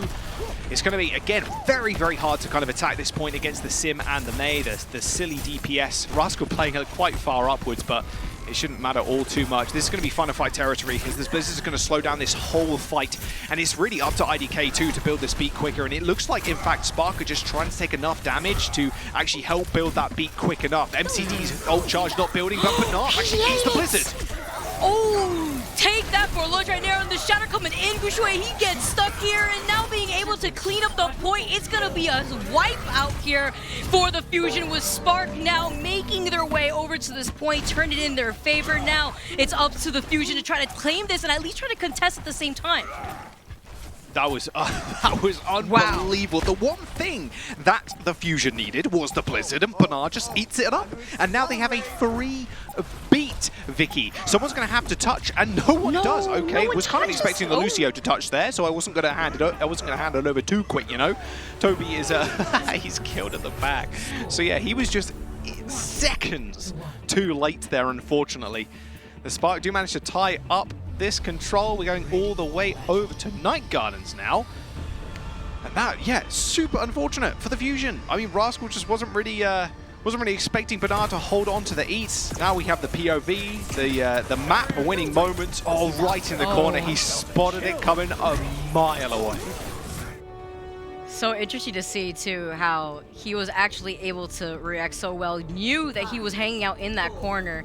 And he has quite a big cast time, May, as well, mind you. The snowball has to like physically be thrown out, drop on the floor, and then come up to activate the Blizzard. The cast time in general is fairly slow. That's why you'll see a lot of Mays throw it into the ground to accelerate cast time, or even throw it on top of their May, like in between the May wall blocks as well, to try and get that cast time as quick as possible. Yeah, you have that sound cue too to just let everybody else know what's going on, where you're coming from, and already with this position advantage coming forward from the Fusion, they are going to be able to make their way over to the point first, and the Spark taking a rather slower approach here, going over to the side into that weight room so that way they could tack on some pressure and waiting it out. So you see Architect on the Pharah now, getting some of that pocket heals from IDK, as well as the fact that he could tack on a lot of that pressure, utilizing these windows now so that way they do see him as a threat. Rascal, of course, is on that base, so he can't really do much unless he's in that close quarter situation on the point. Yeah, Gushue is going to get frozen up on the sides. Easy speed down for Toby. And this is kind of the same thing we saw in the Hunters versus NYXL game, right? One team is playing this rush style, one team is playing this Pharah style, and just trying to poke people out and build up this EMP. But are you as good as the Hunters at doing that? We'll have to wait and find out. Spark don't currently control the point. They haven't made a dent in it. And Philadelphia Fusion, they're already up to 40%. Alarm's got the window. They can just back off with ease and just bait in a nice triple anti, though. But will it result in anything? Maybe it will. Alarm gets done. Oh, yeah. Taking notes right here from the Hunters. You made note of it, and Architect does find Alarm after getting antied right there over to the side. That's Toby going down, too, as both supports out of the fight for Fusion. These turrets, though, being a threat, they are going to be able to clean it up with the rest of the Spark making their way over to the point. It's a matter of cleaning up Romano, though. He is trying to delay the inevitable with the rest of Fusion trying to contest. Now, Spark, they're cleaning things up, and they are able to try to take this point. The Photon Barrier, they're not wasting any time here, Jaws. The EMP now coming alive and finding two. Rascal now is out of that fight. He actually had Blizzard as well that he could have been able to at least hold on to the point, but 80% now, Jaws with the Spark finally turning the tides in their favor. Oh, I mean, that is super nice if you're the Fusion. You do get to hold on to Blizzard. Yeah, maybe he could have used it, but the Photon Barrier being used to stop at least the Spark insta-killing the rest of the team, because Architect has to play so much more careful, doesn't want to injure himself with the rockets, of course, and Carpe was going to be able to switch, well, was going to switch anyway from the Symmetra, so 80% not bad. Blizzard's going to be fairly tough to use. He wants to either get the tanks or MCD ideally, but he's going to be playing off in a different time zone at this point. There's no way he's going to be near that Blizzard. However, the gauge does come in. And that's hacked too onto Carpe. He actually gets away despite getting hacked over to the side.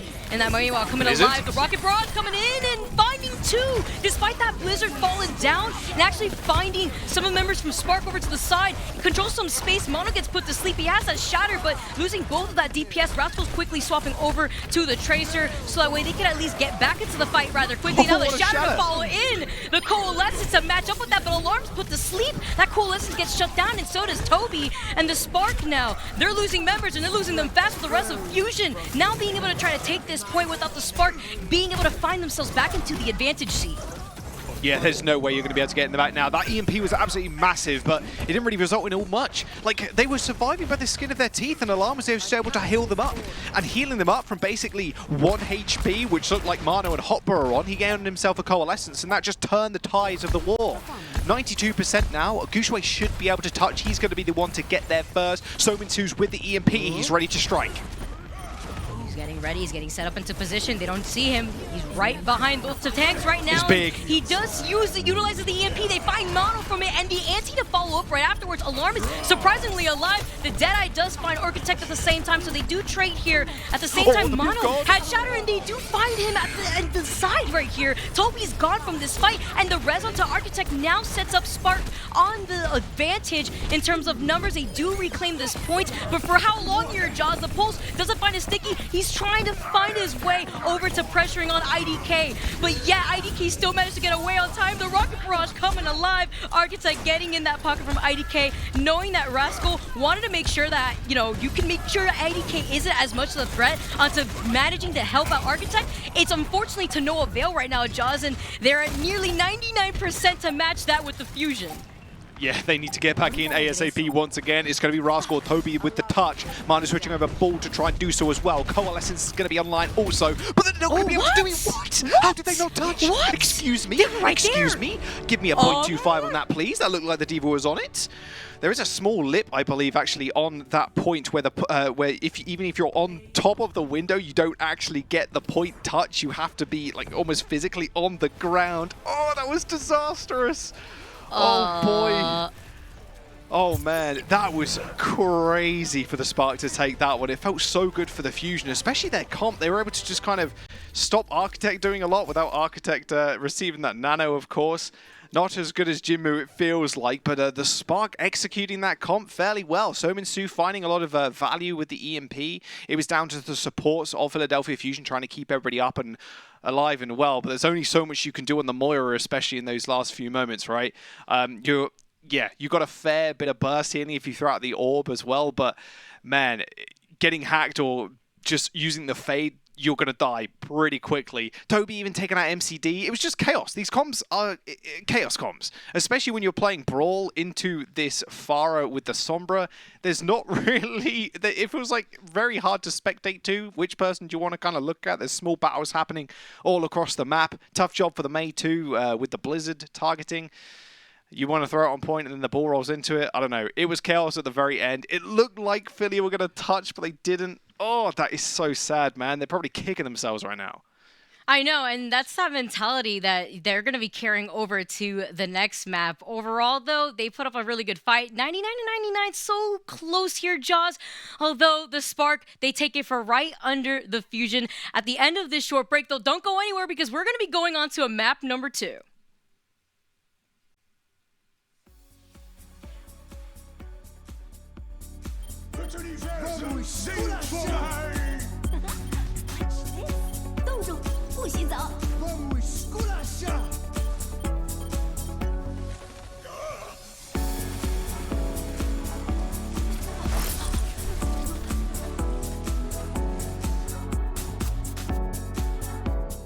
The Overwatch League is brought to you by T-Mobile, America's largest and fastest 5G network. Set your sights on the competition with T-Mobile.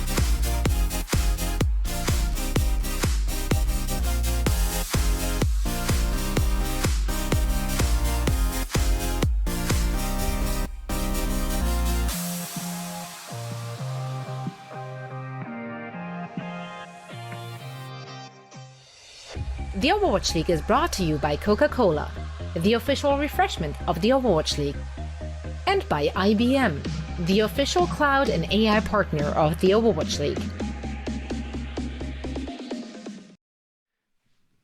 Hisu and Sominsu, yeah.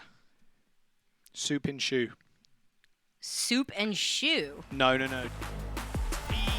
win for Carpe. Oh my gosh! He got him down! Marco! GQO making mincemeat of the opposition.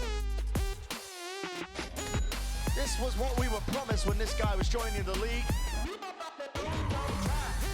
Perfect stuff from Funny Astro.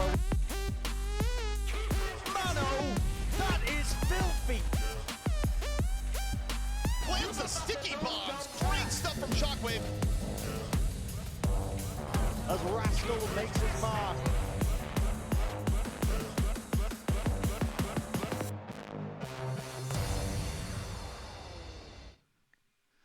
What's up, guys? Welcome back. We are a little bit through the series of Philadelphia Fusion up against the Hangzhou Spark. The debut for the Spark as well today. The Fusion, probably kicking themselves just a little bit there. Vicky, it looked like at the very end on Gardens they touched. It looked like pure chaos, and it was, because Sombra Farah against the good old Rush. It can get pretty dicey, especially when you're trying to cap the point against the Farah and the EMPs and just everything getting lobbed at you at once. Spark, though, good showing thus far, and it's nice to see a lot of flexibility too. I picked up Architect at the very start. He's a player that I've always looked out for and just a massive hero pool, so this kind of meta suits him really well. Yeah, I'm really excited to see what more Architect could do, especially building into a lot of that chaos that we saw at the end of that first map. Now going on to our second map, though. I know the Spark, they managed to take it from right under Fusion's nose. I know, again, we were making a note of it, how they're probably kicking themselves, but overall, hopefully it doesn't let that affect their mentality going into the second map, because it was so close. Now looking at some of the adjustments that they have to make. Yes. Just like we've got a small substitution. Yeah, Takayaki is going to come in. Gushwei is taking a little backseat for the time being. This roster, by the way, is absolutely massive. And it's actually something we talked about back on Plat Chat like a while ago when we did the team previews. I did the Spark one. And the calling structure within the team, because there's a lot of Chinese players and there's a lot of Korean players. They kind of, I think it's a 50-50 split. I'll have to go check after this. But we were kind of wondering what they were going to do, if they were going to run the all-Korean squad for some of it, or all the Chinese squad for some of it. And it's nice to see that there's a complete integration. Gushue, of course, been playing on a lot of the Korean teams, or like Korean-dominant teams for a long time, so it's not too much of a surprise to see him coming in and out. But I'm loving MCD Takayaki coming in, another Element Mystic alumni, a lot of talent on the lad, and it does probably mean we are going to be running some sort of Rhine comp. I think Gushue is a pretty good Rhine too, but his monkey is just absolutely perfect, as well as his Wrecking Ball, so expecting a little bit more rush now as Takayaki steps in. Yeah, I mean, going into our second map being a Watchpoint Gibraltar, I'm excited to see how that's going to play in to a lot of the strength of the players that are subbing right back onto that roster. Now, looking over at the Fusion and Spark, some of those changes could really allow Spark to actually further in to their advantage, close out that second map in their favor, and hold on to that advantage because, you know, the moment that you find yourself up 2-0, that's a lot of pressure automatically put onto your opponent. And looking at the Fusion, especially after that last map had ended on that last round, I know for a fact that they definitely want to try to clutch out that second game going forward against the Spark. Oh, absolutely. I mean, one thing to note too, Toby was having an absolute game of his life, getting so many boops again. I'm like, how do you get these many environmental kills, man? I mean, I probably shouldn't question it at this point in time, you know, but he has been just absolutely stomping, and just being able to take care of the main support as well. You saw him kind of dueling out with the MCD when they were on Gardens. That's the perfect job for the Lucio. You can duck, dip, dive, and dodge. You're so quick when you're activating that speed, and you're able to just stop MCD really healing his team. Of course, Carpe came in at the very end and kind of finished him off with a flashbang. But just distraction is normally good enough as a kill in those situations, especially when it's the main healer there, the support that's dealing out the most healing, at least. With Gibraltar, interesting that it's subbing Takayaki in. I thought maybe they'd have Gushue in now because of the dive-orientated map that is Watchpoint Gibraltar, but I guess we'll have to wait and see, of course. I'm curious if they just have Takayaki in for some maps. Of course, we did see teams like the Shock subbing in Violet for Gibraltar on DPS, so at this point, I have no idea. It's really just going to be a bag of surprises that we're going to have to slowly open as we do get into these later maps, seeing the Spark in 2021. Yeah, especially since this is just the second weekend of the May Melee Qualifiers. And, you know, looking at the first weekend, you know, every single hero in the game was played last week. So yeah, which is ridiculous. Yeah, and even though you saw just for a sneeze of time, Bastion and Roadhog, it's the fact that they were picked at all that you have to pay attention to, because, you know, multiple times against a lot of these different compositions and how their clashing styles match up against these other teams while they still figure out their footing and what they're, like, mostly excelled in. I feel like it quite literally depends on the map and a lot of these players that they're going to be able to sub into their favor, like I mentioned earlier. And, you know, depending on how things go here on Watchpoint Gibraltar and a lot of the players that they integrate, they may carry on some of those players going on to the third map, depending on if the Spark maintain a lot of that advantage and that pressure state on the backlines of the Fusion, or if the Fusion is going to be able to adapt around a lot of what Spark has been tacking onto them, especially at the start of those rounds where they've been able to actually take that point first. Yeah, we are just ready and waiting to get into the lobby. Looks like one of the teams just needs to quickly sort something out, and then we should be good to go. Architect saying IDK is doing a little bit of trolling. Little pinch hand, little troll face pinching hand. Yeah, maybe a little bit of that. But yeah, maybe they do keep Takayaki in, but I think subbing him in and out as kind of this rookie main tank would be very beneficial for him, getting a little bit more playtime, of course. But again, we don't know. I'm interested to see how they do end up playing this map. Gibraltar, though, let's talk about this one real quick, shall we? This is a sniper's paradise, or at least long-range hit scan. So it's going to be up to Carpe facing off against Godsby. That's a matchup for the ages. Again, we are so close to Carpe hitting that 10k kill mark, man. I am looking forward to the day we see that, because that is a milestone. Does he get a pin or something for 10k kills? That's what I want to know. He should. He definitely should. A little pin or a badge, like a sew-on badge, like you're in the Cub Scouts. He could wear it. Yeah, wear it, or like a hat, so that way you could wear it, you know, a hat. A hat, I don't know. Listen, 10K, it literally says this 10K on it with like a little just badge. Says 10K. What kind of hat would it be? A beanie? Or a 10-gallon hat? Ah. A 10-gallon hat is actually perfect. I for like 10K. that idea. I like that idea. The 10-gallon Right, hat. we're getting Carpe. When I say we are getting them, the Overwatch League maybe not be getting them a 10-gallon hat, but Carpe, give me your address, buddy. I'll send you a 10-gallon hat, and I will etch 10K on it in a Sharpie. And there you go. That'll be your reward for getting 10K kills. Right, we are going into game though. Let's go. That's enough of this jibber jabber. Let's get into it. Jibba jabber Gibraltar now going forward.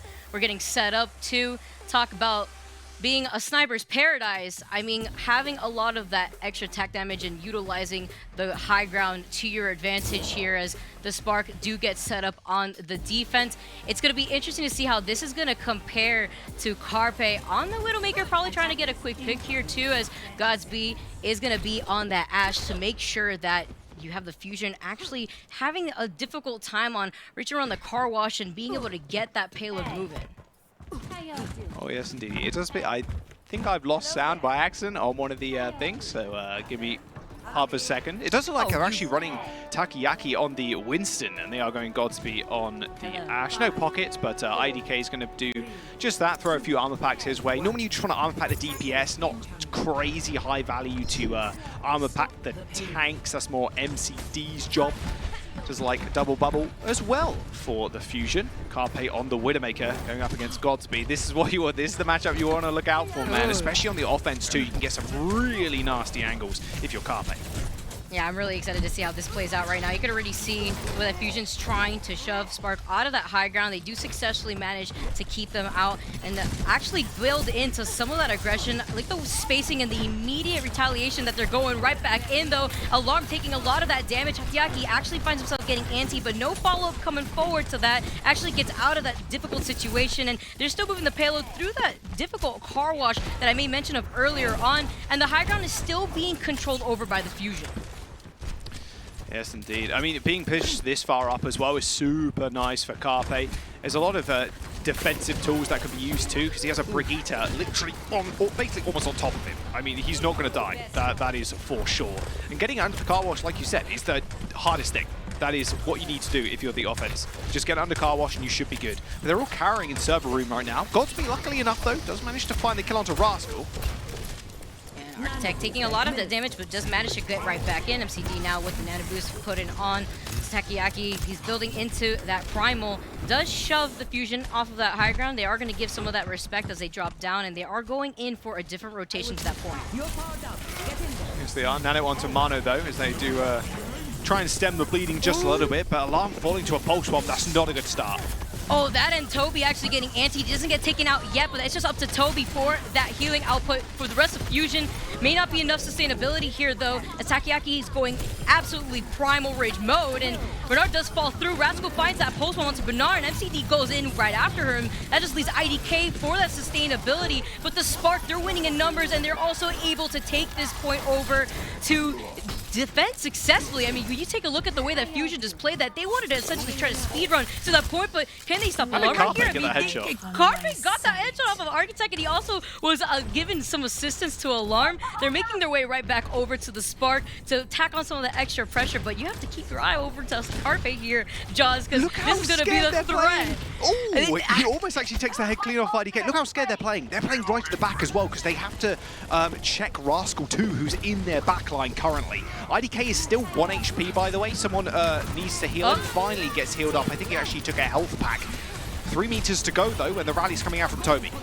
And the grab as well coming forward, though. 2 members down. IDK does get hit with the anti. The rally now to keep the rest of Spark alive after MCD falls down through. But currently, Fusion, they're getting some of that momentum built in their favor. Taku is taking a quick nap. IDK gets stunned and also gets taken out of that fight. Hoppa is going to be able to tack on so much of that damage, getting that energy, and as well as the fact that they get that first point. It is a quick nap here, and they're going to be able to clean up MCD and delay some of those spawns at the same time. And oh, what a terrible situation to be in if you're in the Spark, but they have to go in for a reset. That was ridiculous. I mean, IDK just needed to be healed way quicker there if you're the Spark. He was out of action for, I don't know how long.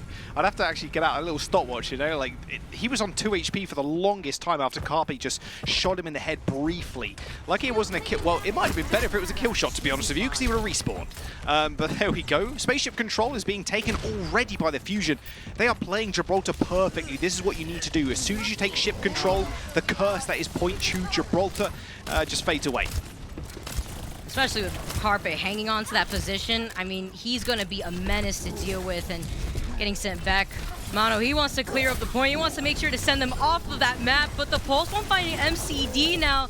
Takayuki has that primal to reset, with so many members falling down from the Spark, get stunned right out of their boots, and the rest of Fusion, they're cleaning around, and they're immediately trying to get this second point so quickly. Architect does manage to contest right on time. He takes a lot of that damage, but he's still managing to hold on to the contention. The grab now to get in that follow-up, and Hoppa being able to be there right on time. Toby gets antied, and he gets taken to sleep, but Curly's Spark, unfortunately now, they can't hold them back, and the rest of Fusion, they do manage to get that point.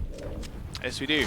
Apologies, I didn't hear any of that because I think something crashed, but I think we're good. I think we're good. Little tech wizard, I'm just trying to fix it, and we, yeah, Godspeed takes down Carpe. Woohoo! There you go. 3 minutes on to this last point. I've recovered. It's fine. Will the Spark, though? Not entirely sure. They kind of need to do something at this point. Godspeed's going to be able to send out the Bob, of course, but now you're looking at just Alarm just sending in Manu yet again to pressure out Godspeed, and they've been giving Carpe so much free space. Already they're setting up on the high ground.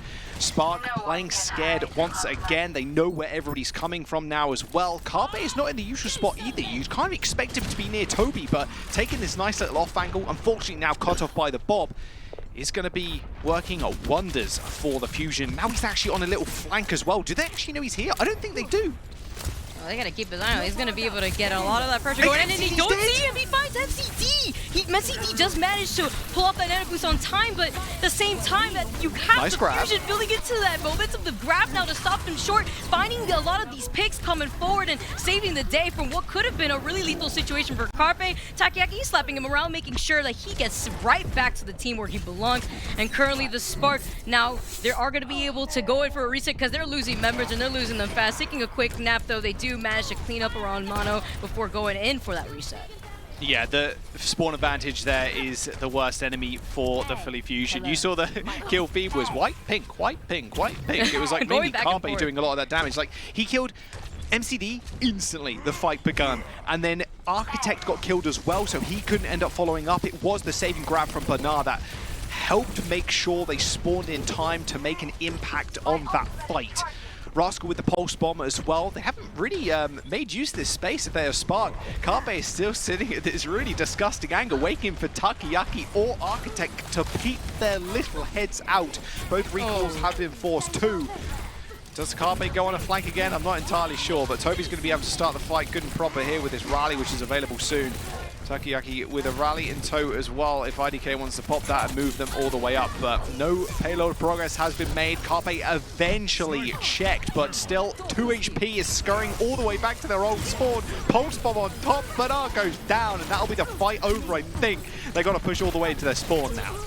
Carpe finally went down after Takayaki chased him to the great beyond, all the way to Narnia out here. Hoppa now does have that nano boost as well as nearly 100 energy charge. Overall, though, is still dealing so much of that damage. Clearing point. Goodbye, Takayaki. And the Spark have to desperately get on this point. Need to contest. Less than 45 seconds left on board, and no one's there to touch. They do manage to take the payload all the way home.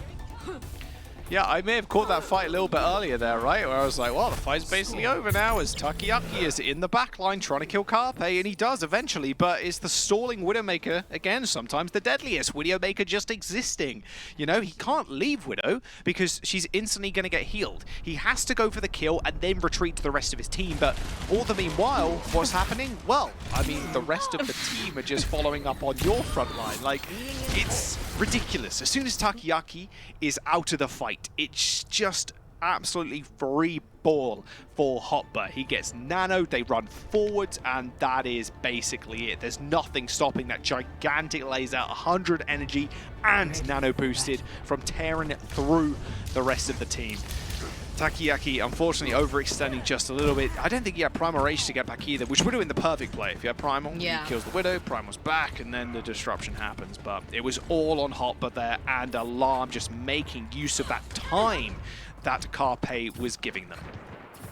Yeah, especially with the mobility that the Primal would have given over to Takayaki. Fortunately, didn't have it, and that's a lot of that split attention that we actually had seen earlier on within the Hunter series with Jimmy actually splitting a lot of that focus, and we just saw it play out in full force with Hotba holding that front line, whereas Carpe actually pulled Takayaki away from that fight.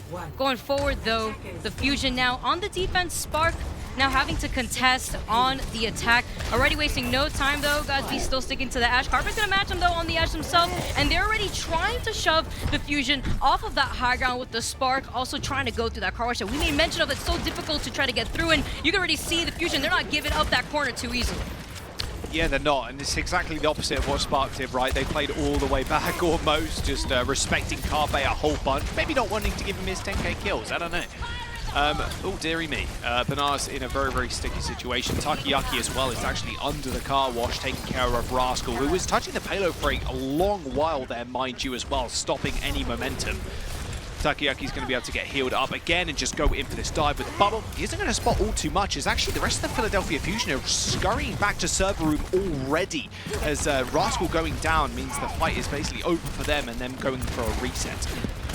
You see the way that they're backing off right here, just going in for the quick disengagement. What's he doing there? He went in, he saw red. He saw vision, he saw red, and unfortunately it didn't go well for him, but fortunately now for the Fusion, they can get a little aggressive. This is going to be their cue to be able to hold the front lines, and they're sending back the Spark. They're going to give in some of that respect, and I like the way that they're prioritizing their positioning rather than just making sure that they get those staggered picks. Yeah, I love the forward position here, like you just said. I mean, resetting just entirely, like the map is almost afresh. Anubis on high ground though, maybe, but maybe Hopper's in a little bit of trouble, but can Takayaki actually find anything? No, he can't, is the answer. Mosquito swapped him out of that high ground. He goes put to sleep. He does have that primal to reset, but wants to take full utilization over this nano boost. He does shove the Spark over to this close quarters corridor, as well as the fact that they are trying to fight for this high ground positioning. You still have Architect pushing the payload over to that car wash. You just see already, Carpe's not giving that over to for free. Takayaki now pops the primal now, shoves all of the Fusion out of that high ground, and now allows the rest of Spark to make their way over to the high ground, attack on some of the extra pressure for Godspeed, and enable him to force the Fusion to respect. Yeah, that was crazy. Just pushing everybody off the high ground there was the perfect play for Takayaki. Perfect use of the Primal Rage. Stops Carpe getting a nice little angle as well. Architect's doing a good job of just pushing the payload currently, but he's going to have to worry about Carpe with this Bob coming up soon. It's going to be up to the rallies here at the end of it all. IDK is going to have to pop it fairly soon and take server control. They're going to just have to stand there and take Carpe's bullets to the face as well as that Bob. Oh, the grab is online, waiting for that opportunity from Hoppa. Fortunately, Mono took so much of that damage. He's out of that fight, letting that Dynamite close things up, and the grab now being able to clean things up. The Fusion now nowhere in sight to go in for this defense. They are trying to go in for that high ground to at least tack on some of that pressure. You can see Carpe now getting into position with Alarm and Toby. At the same time, though, Carpe took so much damage right there, and Takayaki wasting no time to jump on Alarm. Finding Alarm, though, right before Alarm was able to utilize that nano boost at the same time. They're still managing to contest on this point, but for how much longer here, Jaws, after Mono and Carpe now fall, it may want to be a reset here for Fusion, but they're still trying to waste as much time as possible away from the Spark. Man, Alarm actually used the nano boost there on Toby at the very end, and you saw as we got Toby POV for a couple of seconds. He did nothing with the nano boost. He was hoping there to kind of touch, but with Carpe going down, he actually got anti-naded by MCD, him and someone else, and that just enabled Takayaki to just jump in. It's free real estate. It's free kills, honestly. Speaking about free kills and real estate, they've already taken ship control, but the Philadelphia Fusion just trying their hardest to push them off. Rally's being used by Toby as they do assault the high ground. A rally for Rally and anti onto Hoppa. The grab now doing so much damage. Takayaki not only was antied, but they immediately melted him down despite IDK utilizing that rally to keep the rest of Spark alive. Now, this position that they're opting for, as they do drop down from that high ground, they're going to give that ship over to Carpe, who's still going to be able to have that line of sight over the payload and shove the Spark back into that side room. Yeah, look how aggressive the Philadelphia Fusion are playing. This is how you want to do it if you're a multiple point Gibraltar. 2 minutes do remain, though. I mean, there's still a fair bit to go if you are pushing the payload, which is exactly what Architect's doing. MC's going to pop the Nano on Takayaki, and Godspeed trying to go for the little flank here. Oh, he's in trouble. Oh, they find him. Well, Godspeed is down here. Rascal follows up, and Architect gets the revenge onto Rascal. Rascal has that pulse one coming right back in, but so does Mono, having that primal. Renard's trying to find that opportunity to build into that grab, and yeah, they still need to touch because the time is ticking away right now, Jaws. You have a minute and nearly 45 seconds. Meanwhile, you still have the Fusion holding onto this defense and forcing Spark to fight for this high ground positioning. Yeah, you can't. They have to push it all the way back now because Architect's been pushing this payload for so long. They have got Graviton Surge, and Bernard can just launch it in the back line. He does just that.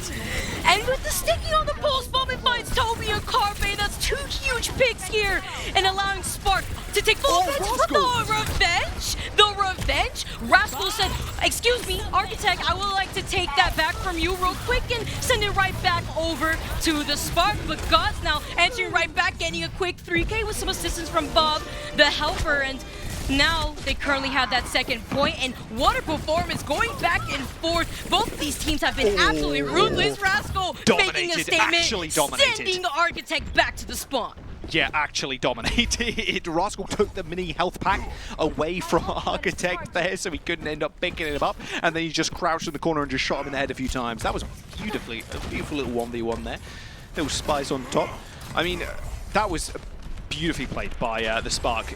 Like I was mentioning before, Architect was pushing the payload the whole time. The Philadelphia Fusion, yes, they had position, but they needed to be able to touch at the same time in order for Architect not to do that. And then he had to posture all the way back. And then it was Godspeed and Architect's pulse bomb with Bob that really finished and sealed the deal on that second point. Again, super far forward positioning from the Philadelphia Fusion. They want to play aggro, and they're doing just that.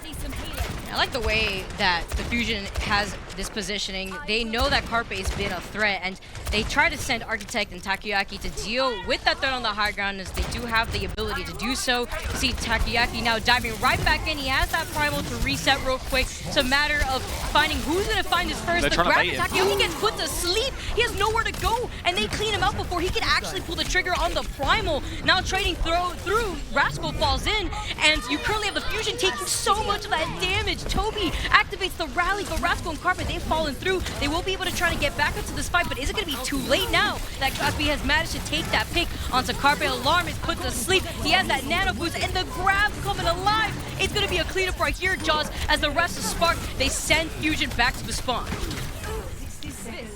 Well, again, it's just the small touches of the payload that are really working out well here for the Spark. It was Godspeed and Architect just kind of juggling the touches there, making sure it's ever so slowly pushing forwards. They're not going to beat the time here by the Philadelphia Fusion, but they're going to do a good crack at it at least. Bob's going to come out, and is anybody going to be able to touch? Yes, it's Bob. He actually gets booped away.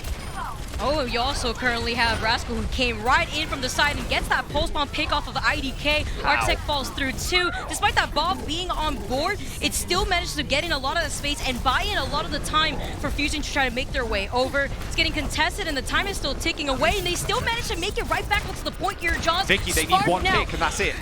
They need to find a way to go in. They find Alarm. This is that opportunity for them to try to hold forward, but at the same time, Fusion, they're holding on to these front lines, and they have less than 10 seconds to touch this point. Miracle pick from Mano there, killing off IDK. Now they don't have speed to actually touch the payload in time. It's going to be down to Architect to try and jump on in, or even someone else. No, it's not good enough. The Philadelphia Fusion are going to take it, Vicky. Wow. Going back and forth between these two teams right now, Jaws, I mean, it's a matter of who has their heart on the edge of having a heart attack, because currently you have the Spark after that first map looking at Fusion like, all right, you know, we got it. And then meanwhile, you have the Fusion looking right back at the Spark with some revenge gleaming in their eye to tell that story right back, taking that second map. Oh my word. Mano chasing IDK so far up. That's such an intelligent pick because he can't speed the rest of his team back. And like I said, it was on Architect to touch. He is the tracer after all, but he was just no way near the payload. Even in a pulse bomb online as well. Those stalls like that, they're pretty devastating, especially when you have Wrecking Ball. You had Primal Rage as well from the Winston, able to bash people away. And of course, having 1,000 HP does help as well. And just slowly but surely they're able to trickle back onto the point. Even a Batiste as well, very useful in those situations at the very end. Throwing out the lamp is something else the enemy team has to kill and deal with in order to kill the rest of the people on the payload. These are nail biters, Vicky, this Spark versus Fusion match. And hey, I'm glad it's not a 3-0, that's for sure. Yeah, absolutely. I was going to say right here, at least we're tied 1-1 in the series. We're going to be able to see which of these teams are going to break that tie, though. Again, it's first to 3. Don't go anywhere because we're going on to a map number 3 after this break.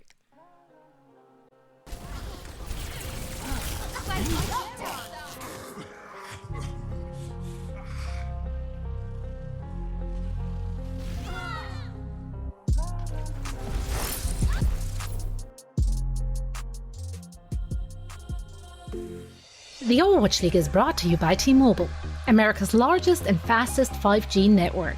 Set your sights on the competition with T-Mobile.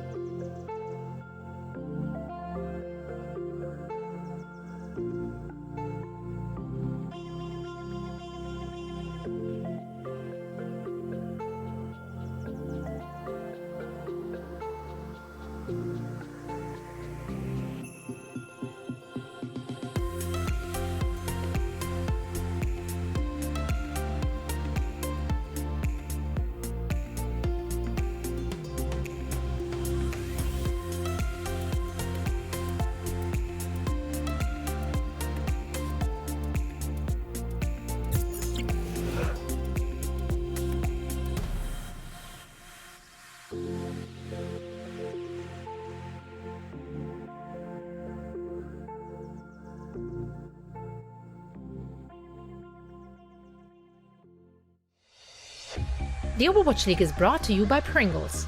Stay in the game.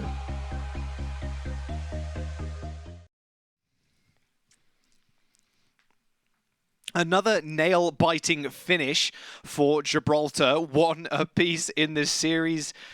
Philadelphia Fusion and the Hangzhou Spark. We're going into our 3rd map now, Vicky, and it's all about these very, very, very, very small plays. I mentioned it just before we jumped to break, but Mano chasing down IDK, killing the Lucio, removing the speed boost, no one could touch, and that stall just worked out well for the Philadelphia Fusion at the very end. Map number 3 is coming up soon. We're seeing a lot what the Spark have to offer already. Takayaki coming in on the Winston of all things. I thought it would be a Reinhardt, showing they've got a lot more to show everybody. Yeah, honestly, I like the way that they really try to fixate that attention onto Carpe. But while Carpe was doing a lot of the pressure from on the high ground, you still have Architect following up from Bernard and that grab that we had seen on the high ground closer to the hangar. And overall, I like these changes that we're seeing from both these teams. It's going quite literally down to the wire for both of them. So it's so difficult to anticipate what we have to see from these teams. Kind of different from our first series that we had for the day, opening up APAC. Now, looking at going into map number 3, though, Jaws, what are you anticipating from both these teams? I mean, we're going into CBs, so Hanamura is going to be our map. And I need to see the substitutions first, I think, before I make any final judgments on that. However, I did just receive word that Carpe is 4 kills away from 10,000 kills in the Overwatch League. So it will happen on Hanamura. That is for sure. So we will point that out the moment it happens. Doesn't look like we've actually got any substitutions at all. So Takayaki staying in for the Spark, and this is kind of what I thought would happen on Gibraltar, which would have been a surprise, to be fair, seeing Ryan on Gibraltar, the high grounds, and it's always been a dive map regardless of the meta anyway. But this is the time I think the Spark are going to be showing the rush comp with the Rhine. Takayaki more of a Rhine specialist than he is in the Winston. And the Flex God, Architect, of course, playing the May, and I think they're going to mirror them. I can't imagine they're going to go to anything too wacky here like we've seen previous. Yeah, going over to Hanamura, it's going to be quite interesting to see what we have opened up between the Spark and the Fusion, especially with some of those adjustments in those subs that came in after that Gibraltar game. And, both these teams, they found their footing here. They're sticking to the players that they currently have playing on the roster. No subs coming in. And with no changes coming forward, though, Jaws, It's going to be interesting to see what we have coming in for the Spark. What kind of difference would you anticipate? After they took the first map, it was still very close. It was a nail-biter between them and the Fusion. And, you know, looking at the second map, it looked like the Fusion finally kind of had their number. They started building up more momentum where they felt a lot more confident, and it really showed that, especially within that last few seconds of that last payload round. Yeah, the confidence is just beaming from the Fusion right now. They are taking every single aggressive angle possible, like on the defense, on the offense. Like, they will make sure they take spaceship control on second point. Yeah. They are taking forward high ground on third point as well when they're on the defense. And the Spark are playing a little bit more passively against the Fusion. Didn't really work out on Gibraltar at all. And especially if you take those forward positions on a payload map, it can be devastating because the payload eventually will end up rolling all the way back to the spawn point. If you're not careful, you have to kind of keep touching it. And it was on Architect and a little bit of Godsby as well, kind of touching the payload, making sure it's permanently moving forwards. I think Architect's actually a bit more of an unsung hero here, especially the second point, just consistently moving it forward, forced the Fusion away from their massive high ground control and just killing potential that they had up there. So yeah, definitely props to him. Not doing any damage, but still doing a lot of work on the ground. Hanamura is the map, like we said, is gonna be Rush. It has to be. Maybe a little bit double shield as well. We are going to see who on the defense first. Looks like it's going to be the Spark, so at least we can kind of talk about this comp. Double shield, a little bit. Oh, you guys can't see. There you go. You see now. Double shield, a little bit of Zen, and also Architect on the Echo. Also, did they think of Architect when they were designing Echo, or like the flex squads that we do have in the Overwatch League? You know, it's like, oh, what players can play every single hero? Oh yeah, people like Architect. Echo's like the perfect hero for it. Quite literally a ditto in life. Yeah. Just overall, just being able to mold into any of those other DPS roles and just being so flexible as a player allows him to actually counterpick a lot of what Fusion's trying to throw right back at them, and just managing to keep the Fusion, keeping in on Carpe though on the Symmetra. You may note the silly Symmetra earlier on we had seen these teams face off on the first map, and they are going to try to TP over to the point, wasting no time. And with that Lucio boost, you can already see they've already made their way over, and they're already pitching the tent to make sure that Fusion actually find a difficult time on dealing with the fact that Spark is unfortunately not there to match with them. Spark now finally finding their way over, but they've already taken the first tick, matching over to the second tick. Carpet took a lot of that damage, but the Immortality Field, I mean, can someone contest them here? The Immortality Field is finally done with, but you currently have the rest of Fusion managing to tack on so much of that damage and take care of Takoyaki. That's going to be Bernard falling through and speed running their way over to that first point now, Jaws. I mean, when we were talking about how close these matches were going, I was not anticipating Fusion from waiting to just actually speed run their way to that first point. And there we... I can't. There we go. I can hear something now. Oh, we Sorry. hear you. We hear you. We got you. Okay, good stuff. Sorry, my audio device is just messing up. Carpe just released his 10,000th kill. I was hoping to make that something completely epic, but I lost all sound, which wasn't great.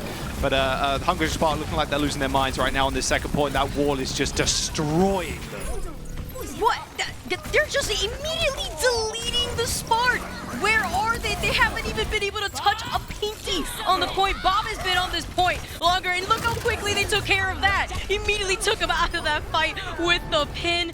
And wow, with a 5-minute and 20-second time bank, that is definitely one way to flex the fact that you made 10,000 kills if you were Carpe and his history within the Overwatch League.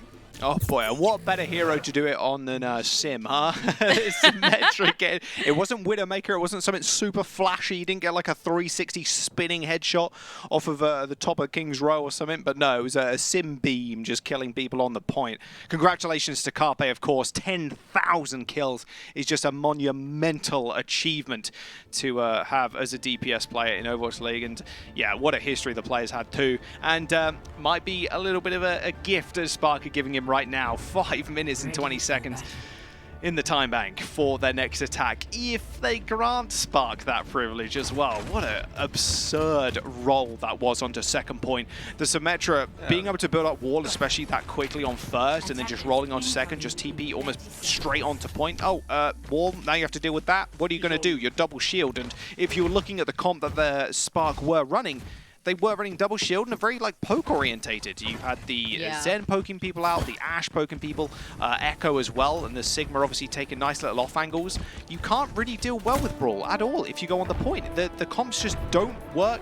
The comp just doesn't work well into Brawl because Brawl wants to run at you and kill you, which is perfect because that's the main weakness of this double shield comp that wants to hold these little off angles.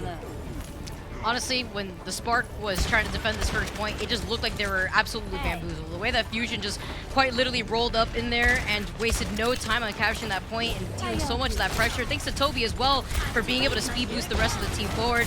Now keeping Godspeed off of that high ground, immediately gets pooped off of it thanks to that focus from Hotba. The way the Architect is now trying to find this pressure onto the flank. You already see the way that the rest of Fusion has been able to tack on some of that pressure, take care of Takoyaki, and force out that res off of IDK.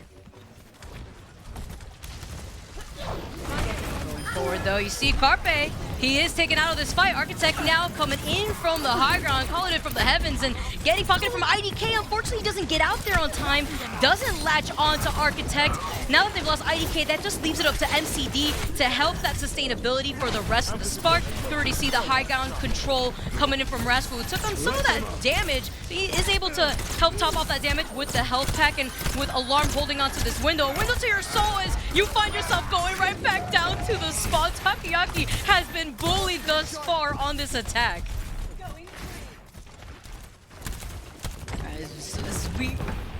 As Jaws gets set up right now, what better way to have a debut Overwatch League cast than having a solo cast, right? Am I right here? And Architect now is going to be able to build into that duplicate. You see Spark trying to find that opportunity to get up to this point, but already that time bank isn't looking as heavenly as the way that the Fusion made it look like when they were able to sim TP over to the point.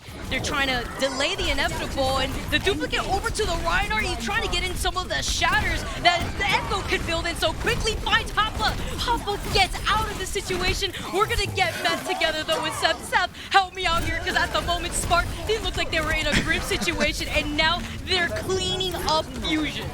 Yeah, they absolutely are. Don't worry, you got your moment there. Welcome to the Overwatch League. Welcome to the Impact broadcast. Hopefully we can get Jack back in here pretty quickly, but decent little cleanup here for the side of the Hangzhou Spark, but Time Bank is not going to be, quite as strong, so besting the Fusion is not really an option at all. So 4 minutes 40 for them to start as they get ready to move over to point B, but there's a decent amount of snowball potential here.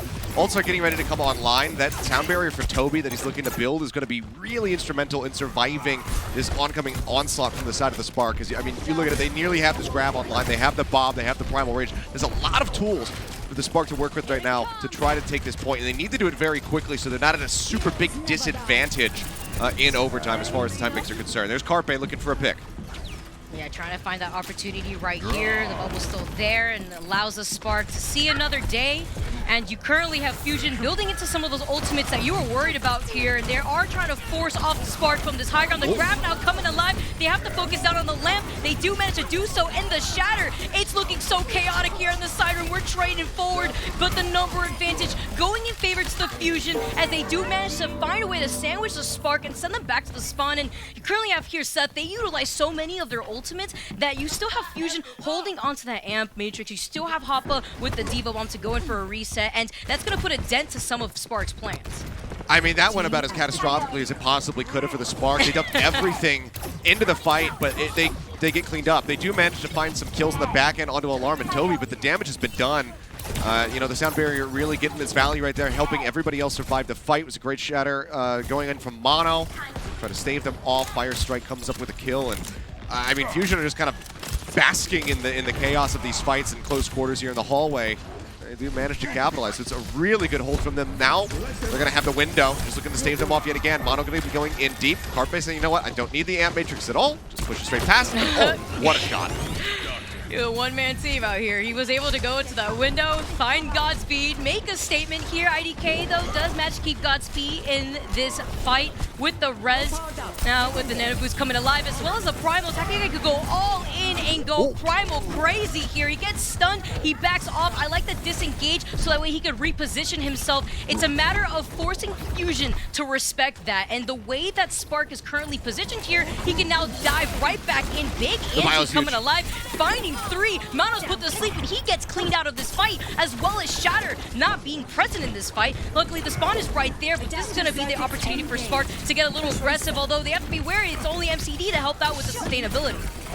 Yeah, this duplicate right now not getting a huge amount of value. He's almost got the pulse bomb online with about 6 seconds left to go. Now finally has it, goes in. He does get the stick. And he'll find that kill. Really nicely done, but the fight is still going the way of the Fusion right now. Oh, no, yeah, Architect is popping off, but at the same time, Fusion have that number advantage. It's going to be a matter of time before Carpe finds him falling through, and he does so successfully. So now we have a minute and 45 seconds on board for the Spark to try to take control over this point.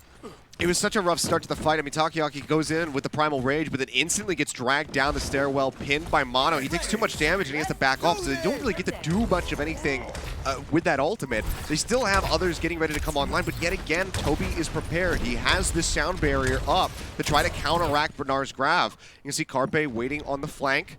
Does have the Deadeye available, so he's going to be looking for another pick, if not just to zone them off the point and buy that much more time here for the Fusion. I mean, it's going to be under a minute. It might even be in OT, so Hangzhou, they might have to play, for a draw if it comes down to it, if they can actually get this cap. They're looking for it now. Trying to find that opportunity. Here comes Carpe, though, over to the flank to try to find that Deadeye opportunity. They're poking, but he doesn't pull the trigger on it just yet. Actually wanted to wait, but they do find that pick onto IDK, which is going to be big here. Is going to force the Spark to respect the Fusion a little bit more, as they are going to have to wait out. IDK does swap over to the Brigitte. MCD still holding on to that Nano Boost, and it's going to be absolutely crucial here with less than a minute on board for them to take this point. Yeah, this is really just dire straits at the moment. Didn't get to use too much. IDK now over on the Brigitte just to try to control Rascal to have another little shielded step behind. Oh, Godspeed! Oh, that's a disgusting shot. They sent him straight back to the grave. The ultimates are alive, and this is going to be Spark's opportunity to make their way right over. The duplicate is nearly reaching its way back in the window now to buy in some of that space. Alarm trying to attack on some more of that pressure. The Immortality Field is going to help out Toby and Alarm here. And you currently have Takayuki trying to hold up, trying to be super aggressive. Carpe finds Architect, which would have been absolutely lethal here. The grab now coming forward, but nobody to find any members of Fusion with that Soundware to help them out. Both support lines are finally done. They do manage to touch, but the Shatter coming in to clean them up, force him off this point. He has to jump right back in. He does so on time. Seth, currently he's won. He couldn't live anymore. No one needs to touch. Architect was right there. Unfortunately, couldn't get there on time, but Fusion, they take the third map. And it's just wonderfully done by the Fusion at every twist and turn. Carpe yet again going back to I put it in quotes, panic Widowmaker at the end to hold a point. We've seen it from him time and time again. I still think back to his huge moment at the start of last year when we had the Fusion homestand, swapping over to Widowmaker on Nepal in Sanctum, coming in big, getting multiple kills. He does the same thing here with the Widowmaker, finding that initial pick to allow them to turn the fight around. It was just absolutely wonderfully done by the Fusion. They balanced well. Toby constantly just building up these sound barriers, holding them for the crucial moment. So as soon as that grab comes out from Bernard, they are just perfectly fine to survive through it. I mean, it was a double anti-nade onto Alarm and Toby, but because of that sound barrier shield, the Spark, they just can't capitalize. Yeah, that sound barrier came at the perfect time here. Now, though, Spark, they're not tied up in the series anymore. They're at a disadvantage with Fusion holding it down 2-1. We're going on to a map number 4, though. We're going to see what's going on with Jaws real quick, Seth. And right after this break, we'll be right back, guys. Don't go anywhere. Join me. Objective A captured. New defense point.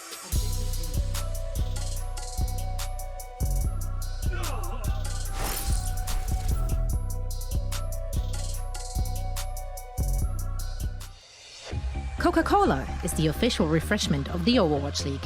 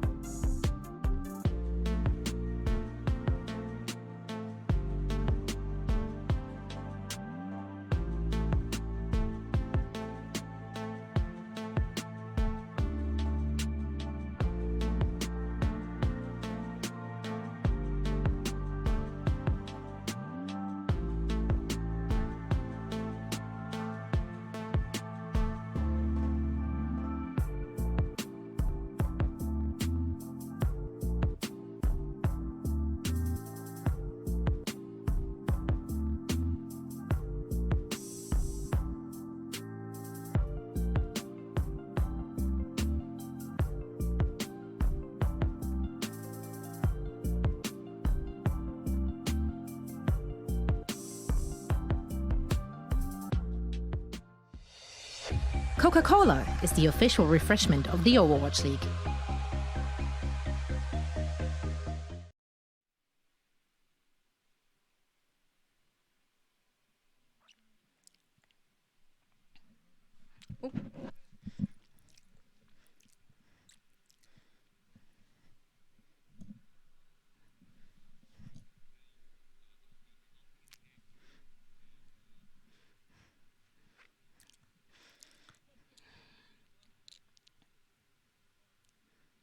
Yeah, you know what? We're halfway through the series so far, Seth, and, you know, looking at the way that these teams played out, I mean, when I had to take over, they made it easy for me overall. I mean, I was like, okay, the action just started kicking up, and I had a really fun time overall. Now, going on to map number 4, though, I'm interested to see what Spark is going to do. What seemed to be a close situation for them now has slowly drifted away from them, and now in favor for Fusion to not only get that ball rolling of momentum in their favor, but also making quite a speedrun statement for their first initial assault for the map.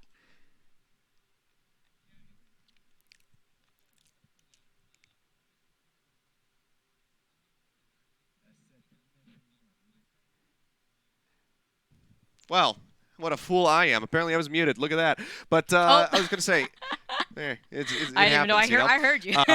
Well, yeah, that's the thing. Is we couldn't tell. We were having a fun conversation. Everybody else just had no idea. I was talking to myself. But it's all right.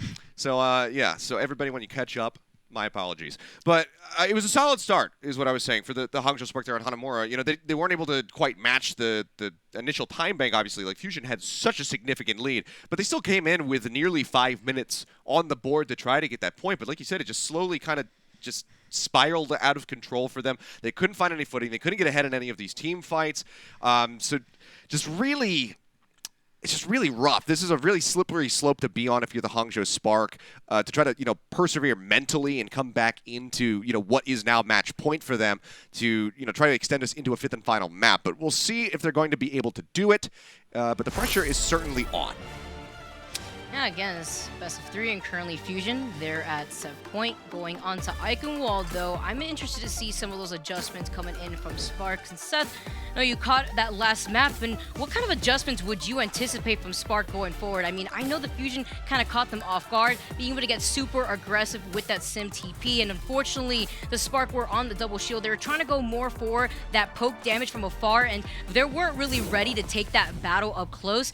Going forward, though, they have that in mind as they are going to be starting off on the attack with the Fusion now going forward and holding on to the defense. I mean, it's really hard to say like what they should do. They're going to have the attacker's advantage. Architect right now playing with the idea of taking to the skies. We saw IDK flashing on the Mercy. Seems like he's going to be at least looking for an opening shot with his Widow. Let's go for a pop shot over the top, see if he gets somebody, and then everybody storms the point. He's not going to be able to see anything, so we will see a swap off. IDK's waiting for him with a Mercy, so probably going to be the Echo, and it is.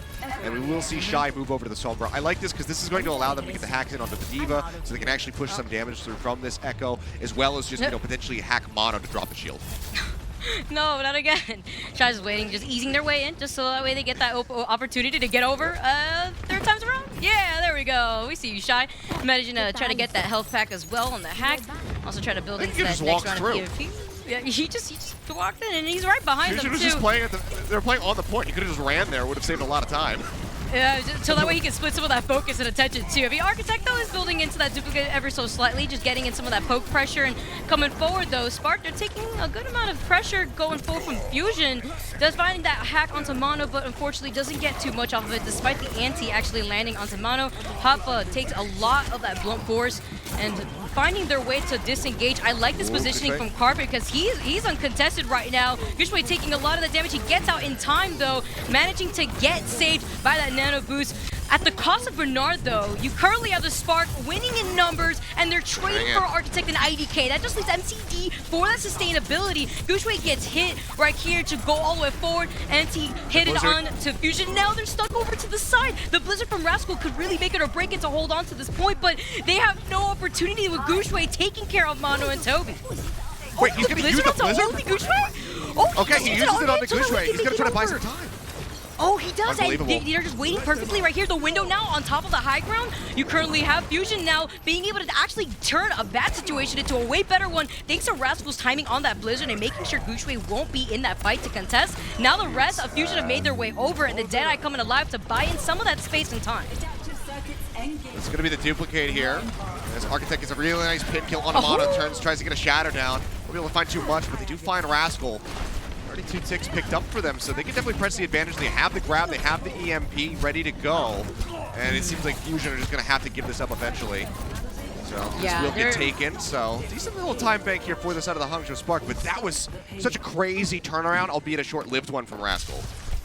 Yeah, I like how Shai didn't want to overextend and just hold on to the EMP instead. I like that Gushue at the same time is also trying to hold on to that high ground positioning, try to force Fusion out as they are trying to make their way over. They gotta push the payload though, and they're just trying to find that opportunity at the same time.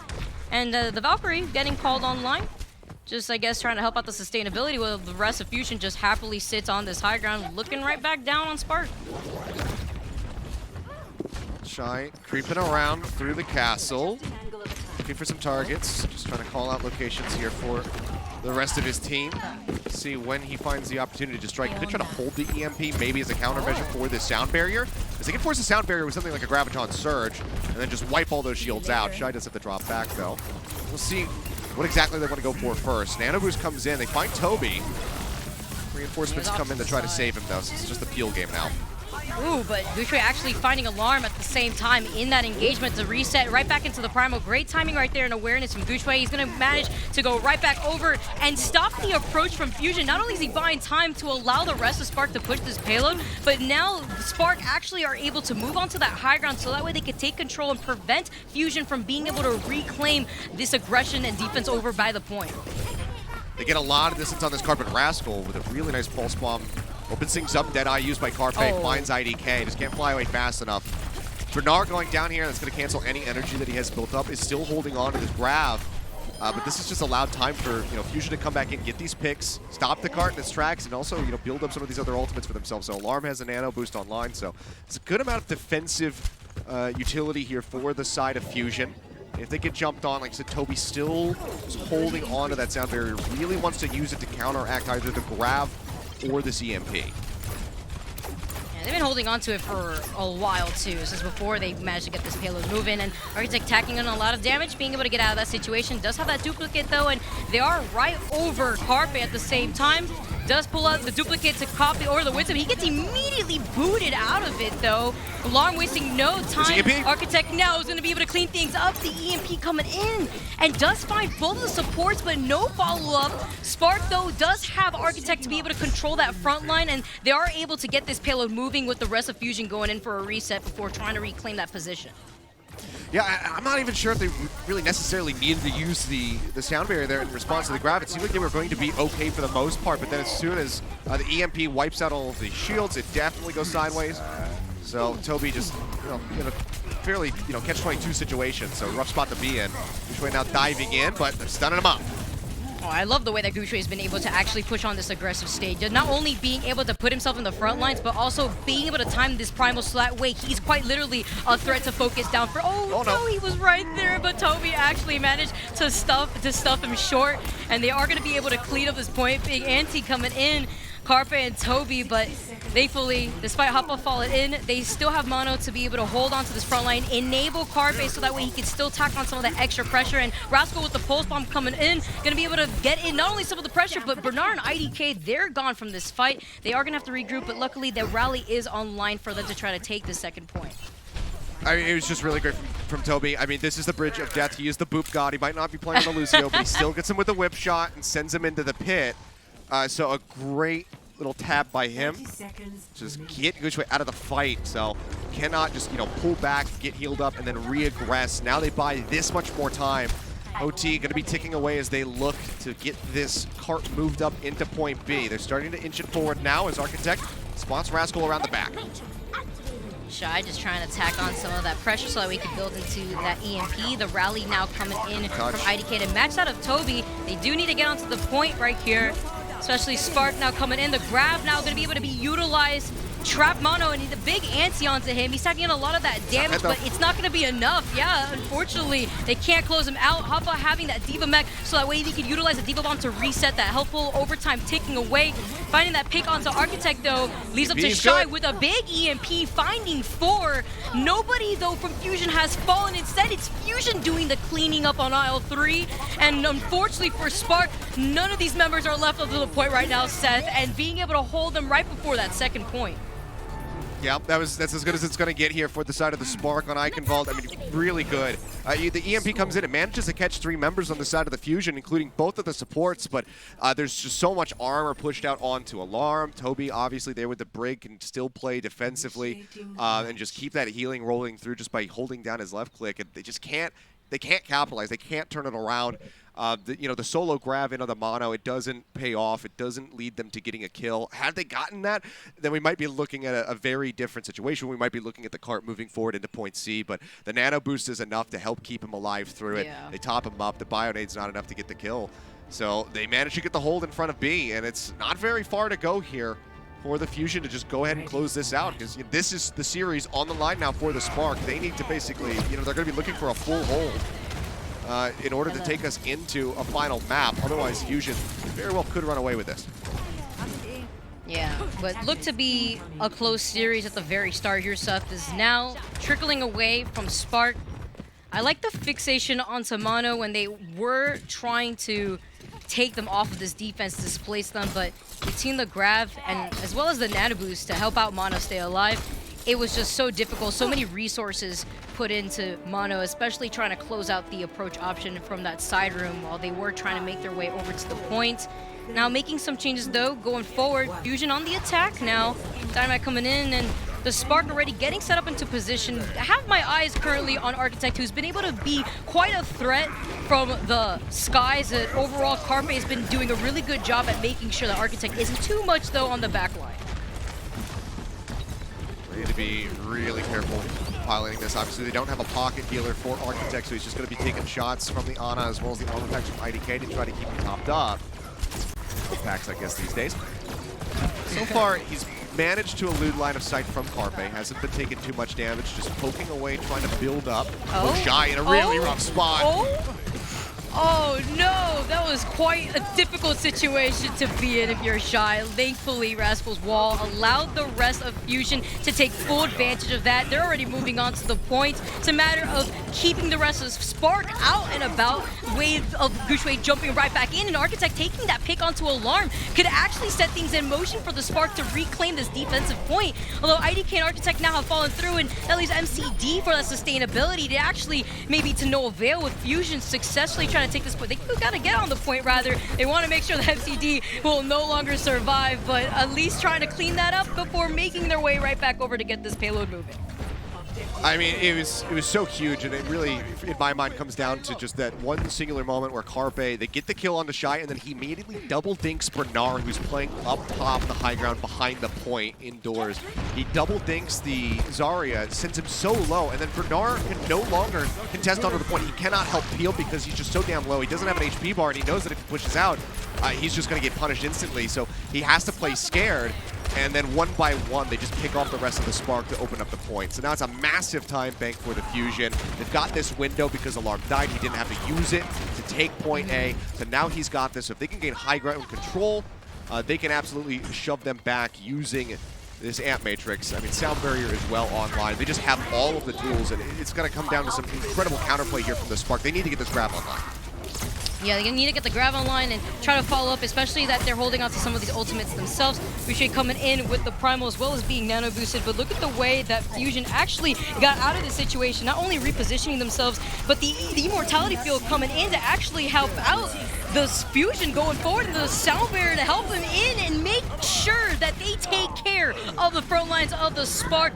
Luckily, the Bob does take care of Carpe, but it's not going to be enough when you just have Gushwei and Primal making sure that he can contest for as long as possible. Wouldn't try to contest Toby, the Boop God out here, but instead you still need to hold on to some sort of contention, or else this payload is going to be moving to the finish line for free. The Shatter, Seth, it's not looking great here. No one's left in sight. Ooh, Oh, but this Tracer manages to contest for briefly, making their way over. Both DPS are trying their best, but is it going to be enough right here with Architect falling? It isn't. And the Philadelphia Fusion take the series over the Hangzhou Spark.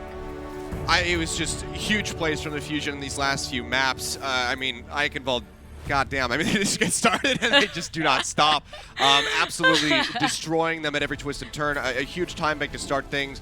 And just a great snowball. Spark, they were never able to stabilize really at all.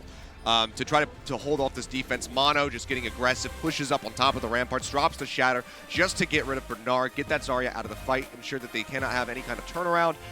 It was just beautifully played from everybody here on the side of the Fusion.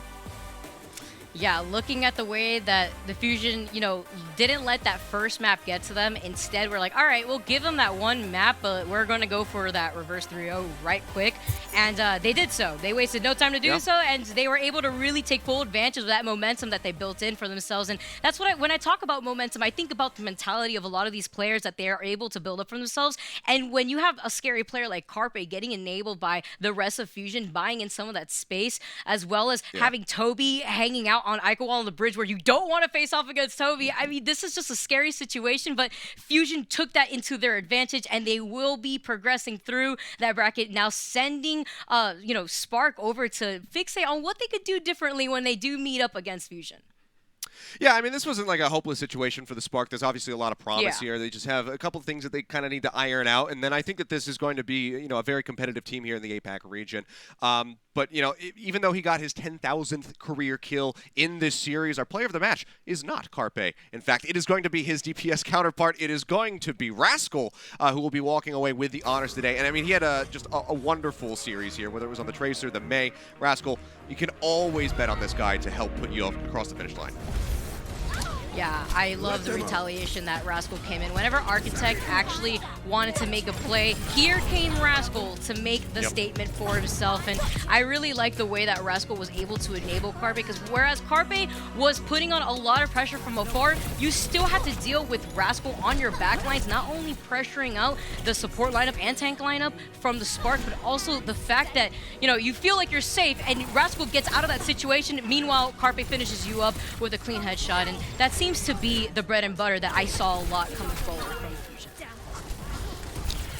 Yeah, it's a great performance from him. I mean, I would love to just see the stick accuracy, you know? How many of these pulse bombs that he threw, how many times did it end up attaching? You can see it's 6. He ends up getting 9 kills as well, 28 final blows and 51 eliminations as the Tracer. I mean, the May, just as impactful. We saw him come up with that clutch wall right at the beginning of the attack on Eichenwald to get the pinch on the Shy, which just consistently just started to snowball things out of control for the Spark. It slipped right through their fingers, and Rascal was a very big part of it. So a very well-deserved player of the match from him. And you know, this is somebody who people have been kind of sleeping on a little bit coming into the season, you know, especially in our, you know, we have our APAC caster fantasy draft. I managed to scoop up Rascal, who fell way down the list. Nobody had taken him until we were filling up the bench. But I said, you know what? That man's going to pop off.